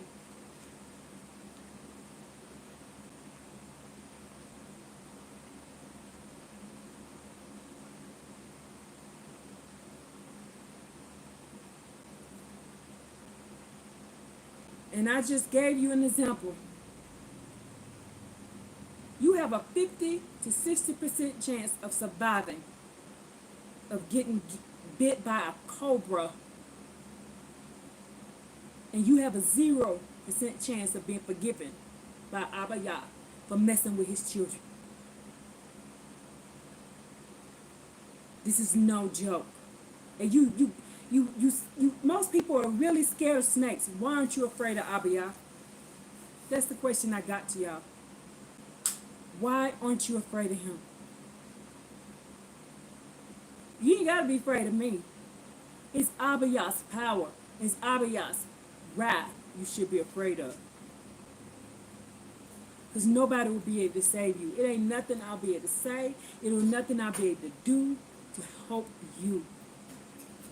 He says here that if you have known my children. So my mom, who mistreated me as a child, she will get the sword. Ex-husband who tried to kill me, who beat me with a hammer, he will get the sword. Person who tried to steal money from me, they will get the sword.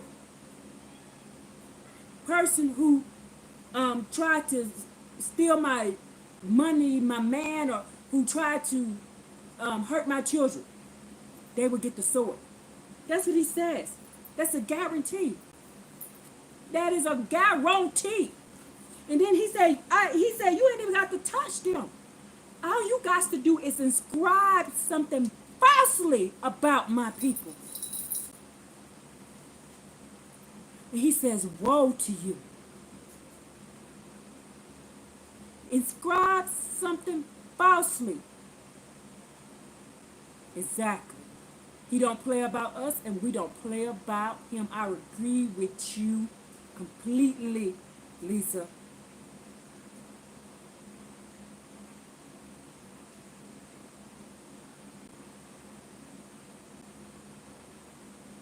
This is serious.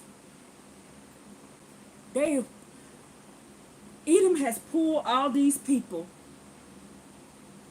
Moab has pulled all these nations, all these people into something they cannot get themselves out of. Because he said, I will not absorb their iniquity against my children. He said, I will not.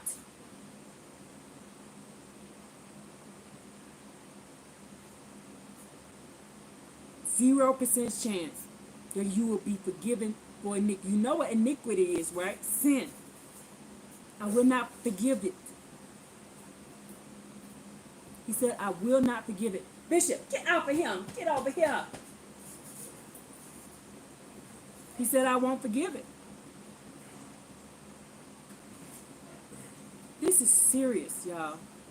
And the Most High said he is slow to anger, but his vengeance is powerful. He's saving it up.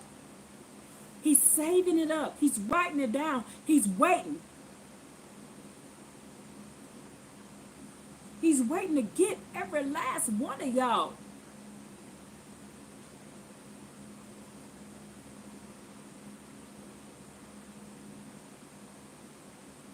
This is no joke. I kind of feel bad for people who went along or looked the other. Do you understand, even if you never touched us, if you just look the other way and let somebody hurt us, you're just as guilty.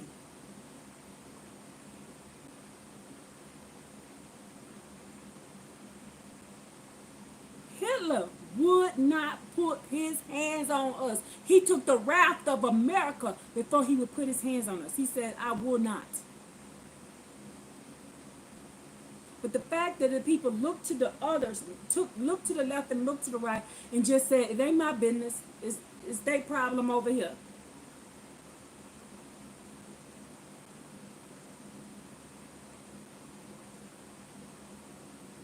You're just as guilty. Now there's those who stood with us, that hid us from them, that died with us. There's some people who died with us over here that were not Israelites.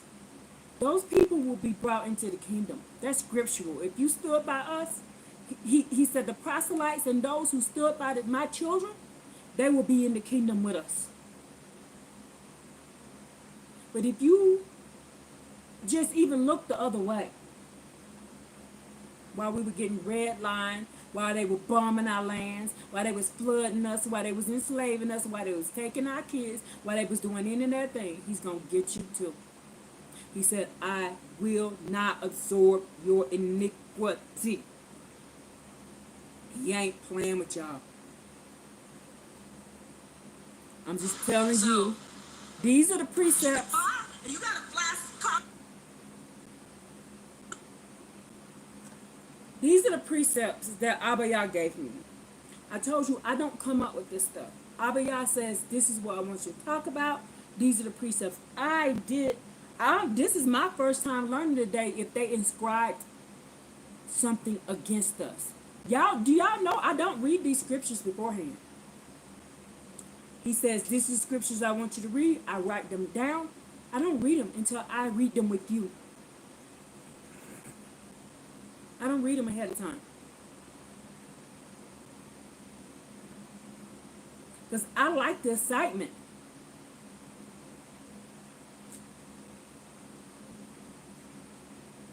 I like the excitement of learning what he's with you all, learning with you all together as a family. I love it. I love this excitement of learning with y'all as a family. This is why I didn't want to do it yesterday, because I didn't feel good.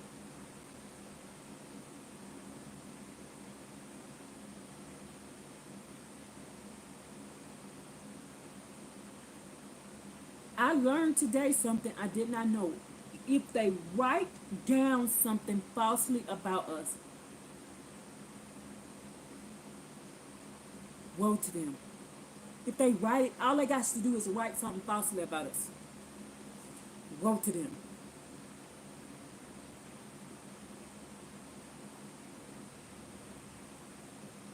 Telling you, Abbba Yah ain't the one. He ain't the two. He ain't the three, the four, the five, the six. I'm telling y'all, y'all need to straighten up. Just leave us alone. If you don't care about Abbba Yah, if you don't like what we're teaching, just leave us alone. Get off our channel. Just move on. Go do something else. Go do something else. Don't get on here and debate with us and argue with us. And don't call us names. Don't do it. He's saying if you get on here and type something, that's writing. That's inscribing something about us. Woe to you. I'm here trying to help you right now.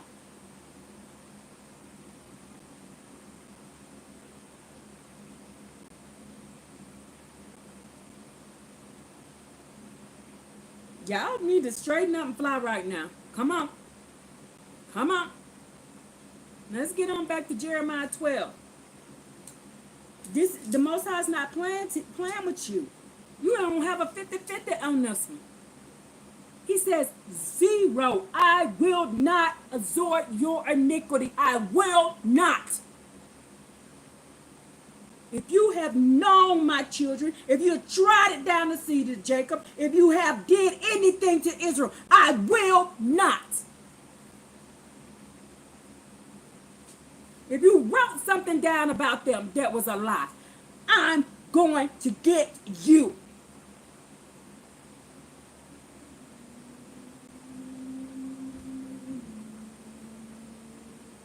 Now I understand what happened to that lady now. Because a few years back, this lady went and told the cops that I was harassing her. I was doing this, doing that. And I was like, I ain't did nothing to this lady. I was being nice to her. I never said nothing wicked to her, nothing. Do you know? Now that makes sense now, because you know she had to write a police report for that. And sign off on that. This woman ended up losing her car, her house, her clothes, her everything. She was mad at me. I'm like, hey, it ain't me. I couldn't understand why she went down there. Because when they gave me the police, I said, I didn't do none of this stuff to this lady. I didn't do nothing. I didn't do this to her. Why is she saying this? I was nothing but nice to her. I was overly nice to her. And she just turned right around and went and tried to get me in trouble. I didn't yell at her, I didn't scream at her, I didn't do nothing to her. She looked like she was in distress, and I was asking her, did she need some help? And then she went and told the cops I did all this bad stuff to her. Well, guess what? A bunch of bad stuff ended up happening to her right after that. Then she said it was my fault. I'm like, I didn't do nothing to you. Well, now I know. Yep, they better do like Rahab. Now I know I did do it to her. I just did it indirectly because I did not know that if they even wrote something bad about us, if they said something bad to us, they write something bad about us, a lie about us, he is going to get them. That's why he got her. He got her. I learned something today. That I never understood that. Because I was like, this woman just wrote all these lies about me. The guy gave it to me, and I was just like, I didn't do this to her. I was nice to her.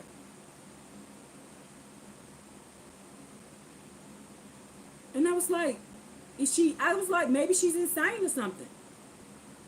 I said, maybe she's insane or something. That's what I started thinking. I said, because it didn't go the way she said it went. So it was mind blowing to me that she did that. Now that was an example right there. And then she goes around, she did this to me. I'm like, at first I'm like, no, I didn't. But today I learned I did do it to her. I just didn't do it directly to her. The Most High put his foot in her behind. And y'all, this is a time of recompense. The Most High doing stuff immediately now. Y'all don't get to do stuff and get away with it for 10, 20 years. Everything is happening now. You do something, he get your butt now. You do this, he get your butt now.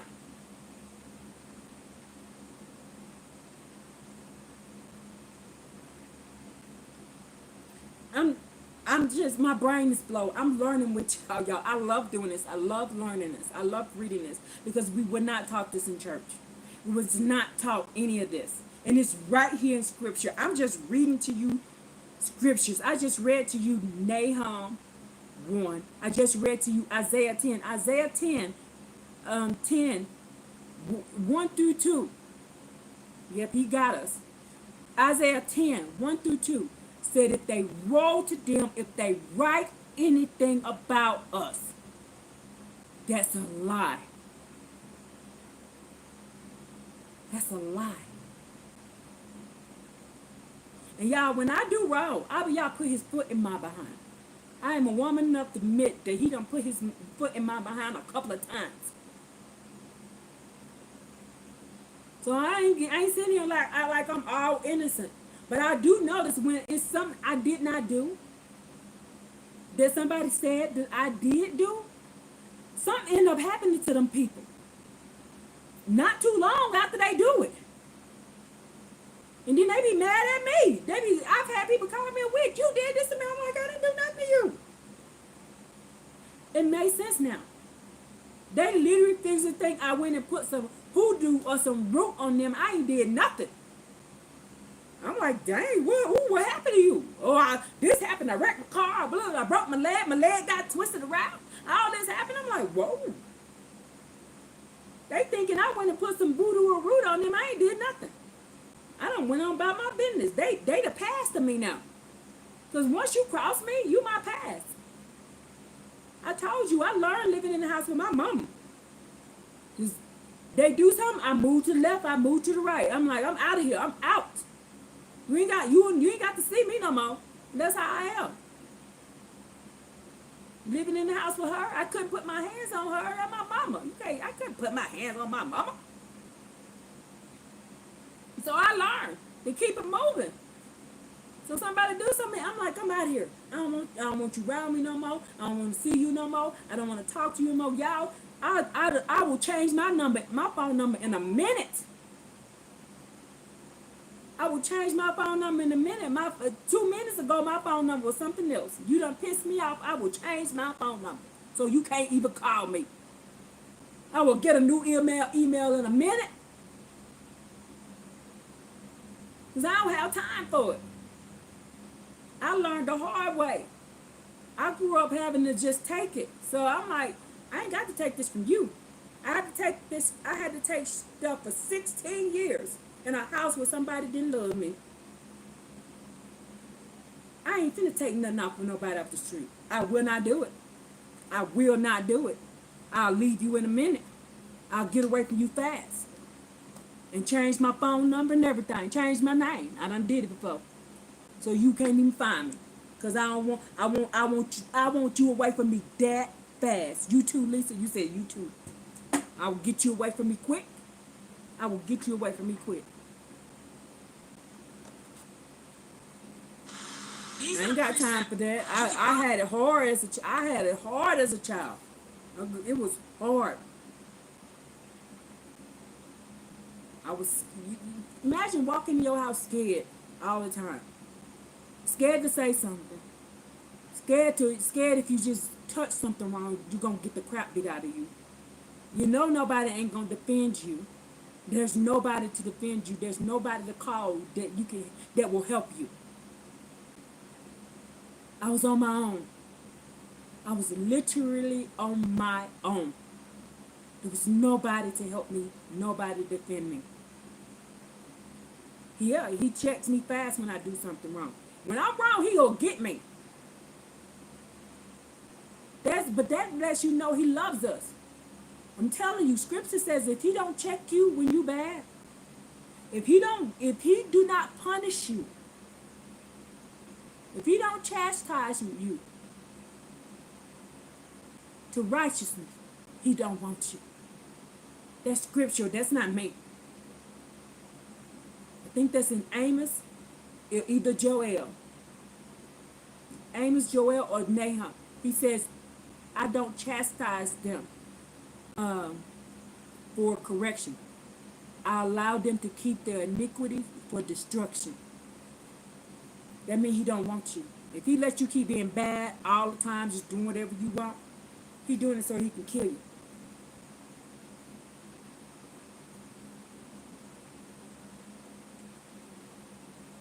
But I'm telling you right now. You said, it sounds like me. Yeah, I ain't got time. I ain't got time. Because I'm telling you, think about it. Y'all got to look at it from this point of view. You know nobody in your house care about you. If you F up, if you mess up and do something that could cost you your life, who gonna come to save you? I couldn't call the cops. That was my uncle. I couldn't go to the school. They were the school teachers. They were my aunts. I couldn't call the social worker. My mom was the social worker. to call to help me. Only thing I could do is run away. And back then I was too afraid to run away. I wanted to run away, but I never did it. I wished I had now, knowing what I know now. I would have went out, I would have came out better. Because if I had did that, like Abraham did, when Abraham left his house when he was 14, but now that I know that, I could have left and he would have took care of me if I had just been doing right and following my laws and doing that.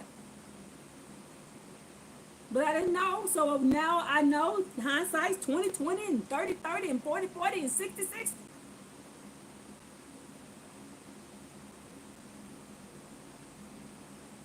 I should have just ran away. But I didn't. I just thought I just got to get through this. That's just what I kept telling myself. I got to get through this until I can get out on my own. And then I got out and found out the world just as bad as being there. And then I realized I just need to be by myself. And that's how I stay by myself. I stay off to myself. I don't go to people's house. I don't do nothing. I do stuff in public. I go enjoy things, but I don't sit at folks' house. I don't go sit up around folks. I don't do that. Because if I can't trust my mama, who can I trust? Who can I trust? Y'all got to look at it from my point of view. Everybody says I'm hard and I'm cold. No. If I can't trust my own mama, I can't trust nobody. I couldn't do nothing about my dad. He dead.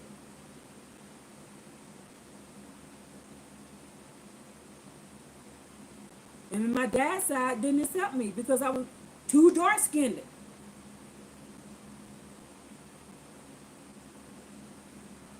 Because they were high yellows. They were high yellows. So I was too dark-skinned. So they were like, I can't, even though I'm the spitting image of this man. The only thing different about me is I don't have that dude ridge right here. You know, God, men have this that protruding ridge right there. If I had the protruding ridge right there, I would look, me and him be the spitting image of each other. People who knew him when he was young would see me and say, dang, you look like your dad. Dang, I got my oldest son and my oldest his oldest son look just like my daddy. The ridge, the exact same wave pattern, his hair, the same skin color as him. I'm dark skinned like my mama. My dad, high yellow like this. So they were like, that can't be your dad, you too dark skinned. I looked at my grandma, I was like, I'll never come back over here. She was like, what? I told her I would never come back over here. And she looked at me like, why? I'm like, I look just like this damn man in my head, but I didn't say it to her. Then when I had my oldest son, looking spat blab just like my daddy, y'all. And somebody told her, your granddaughter's son look just like your son. Oh, I want to see my grandbaby. You want to know what she got, right? You know she got cussed out. Because remember, I wasn't his. Because I was too dark-skinned.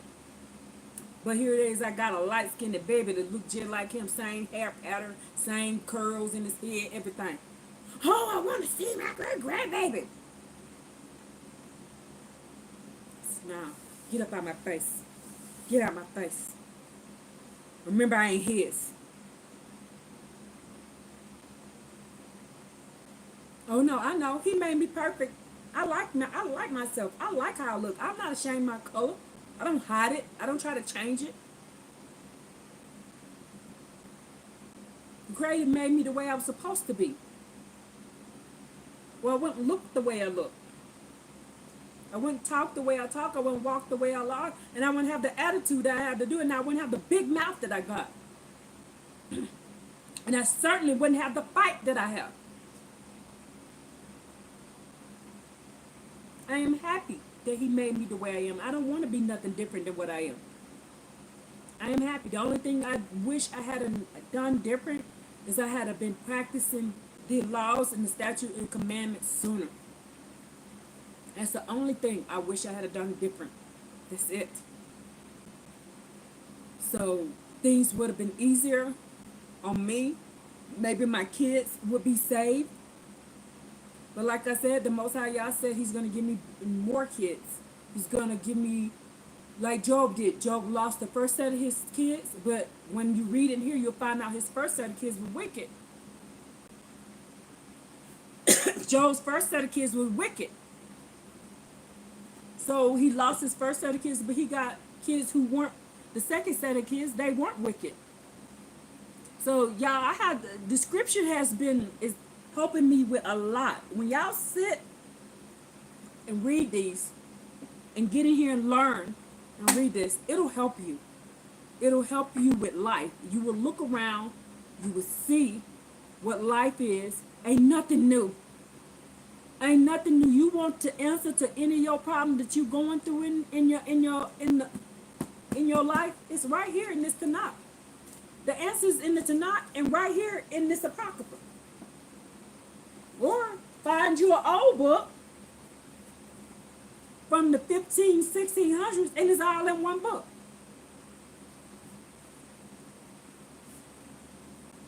The answers are here. All you got to do is read it. And you go, oh, Job went through this. Oh, okay. I went through almost everything Job went through. Almost everything. Think about Job's wife was like, just curse God and die. Just curse. She telling him to sin. That's his wife. He probably looking at her like, oh, please. Because that's exactly what I would have said. If you don't get up out my face, I ain't finna curse him. I don't care what's happening to me. I ain't finna curse Abbba Yah. That's exactly what I said to her. You don't get up out my face. His kids over there having wicked parties. That's what was going on with. They was having wicked parties. So his kids was doing all kind of wicked stuff. So you got to go in. I'm almost out of my stuff is about to die out. So I'm gonna go ahead and tell you this last little thing, and then we're gonna end this. So his kids was doing wicked things. David had kids who was doing wicked things, but David also had kids who was doing good things. David had friends who was doing good things, but David also had friends who was doing wicked things. David had, what is his name? Solomon had good wives, but then at the end he had a bad wife.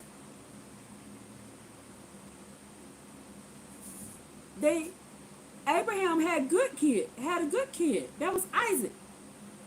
But you realize that all of Abraham's other kids were wicked? Y'all do realize that, right? That all of Abraham's other kids were wicked. Ishmael and all the rest of them. Y'all do realize he got married and had more children besides Isaac. The only one that was good was Isaac. The rest of them was bad. So y'all got to remember this. Y'all need to take this into account in life. If you need an answer, if you're going through something, if you're stressed about something, if something is bothering you, it is hurting you. I think I can get in Jeremiah. But because I got 15% left on this one. If something, just get in here. I have been feeling so much better, y'all. I was so sad. I was so hurt about my kids. I was so hurt about my kids. I was so hurt about my kids because I love my kids on my heart. Ooh, they're my babies. But knowing that they have a choice and I can't force them to do stuff, I had to let it go. But what took the sting from it away is reading in Job. Job's kids was wicked. Abbba Yah took those wicked children and gave him kids who loved him, who loved Abbba Yah. Job had a wicked wife. He got rid of that wicked wife and gave him a wife who loved Yah. You see what I'm saying? So you dealing with stress because you got a family member that's bad, or you dealing with some, get in these scriptures. It'll show you how it was solved, how Abbba Yah has it fixed. You need mental issues. You're dealing with mental issues. It'll tell you how to pray away those mental issues. You're dealing with a bunch of different, if you're dealing with drugs, alcohol, overeating, dealing with health problems, it tells you how to pray these things away. But you got to get in this Tanakh and read it. You can't be waiting on Tom, Dick, and Harry, Tess, Bill, and Bob to read it to you. You got to get in here and seek and study for yourselves. We cannot do it for you. A man cannot save your soul. You have to choose to do it for yourself. Shalom, sis. Shalom, family. Now thus says the Most High Yah, concerning all my evil neighbors who damaged the inheritance that I have caused my people Israel to inherit. Behold, I am uprooting them from the land. I will uproot the house of Judah from among them. It shall be that after I uproot them, I will pity them again, and I will return each man of them to his heritage, and each man to his land. And it shall be that if they learn well the ways of my people, if you learn well the ways of my people, to swear in my name only, and as the Most High Yah live, just as they taught my people to swear by Baal, then they shall be restored along with my people. But if they do not listen, I shall uproot that nation, uprooting and destroying it. These are the words of the Most High Yah. He said what? Let's read it one more time, and this will be the last thing I read. Thus says the Most High Yah, concerning all my evil neighbors who damaged the inheritance that I have caused my people Israel to inherit. So if you're on our land,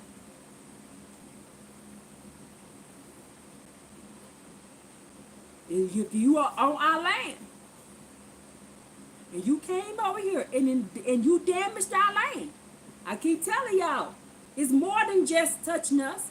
If you touch the animals, if you touch the land, if you did anything like that, he said, if you damaged the land, the inheritance of my people Israel, behold, I'm going to uproot you from the land.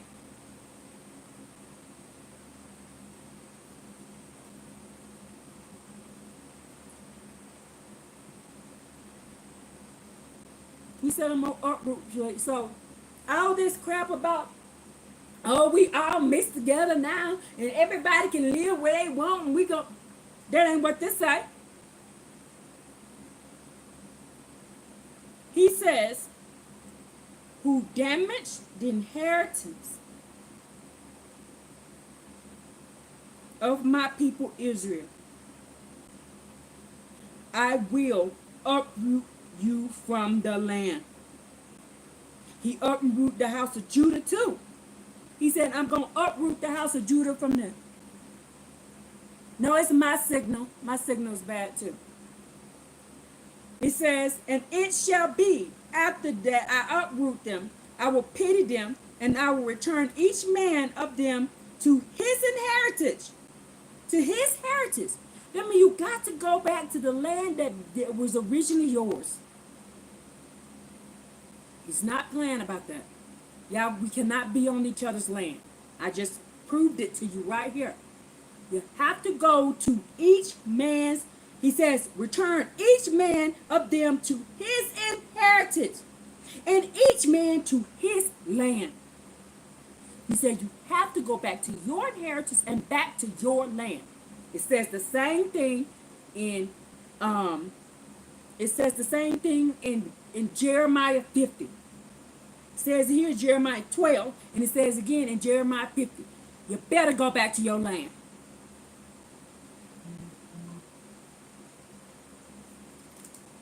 So here, well, I own this land right here. No, you don't. This ain't your land.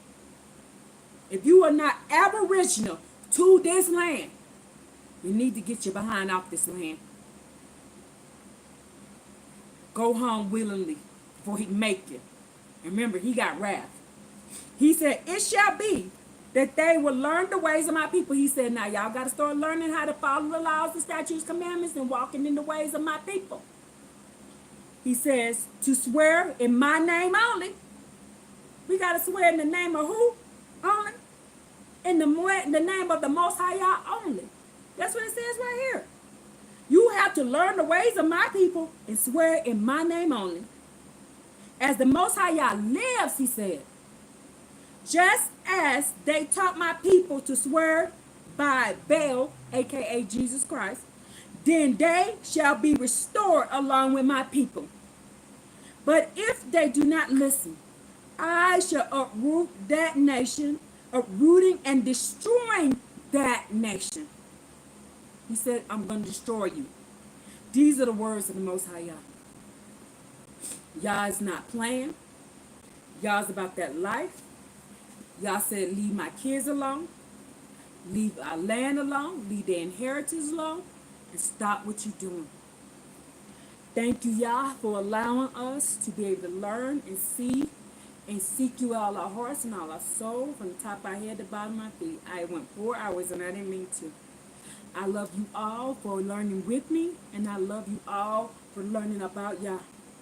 And let's give y'all the praise. Let's give him all the glory. And let's honor him by saying, hallelujah, hallelujah, hallelujah. All praises to the mighty Yah. Hallelujah. Woo! His kids was doing all kind of wicked stuff.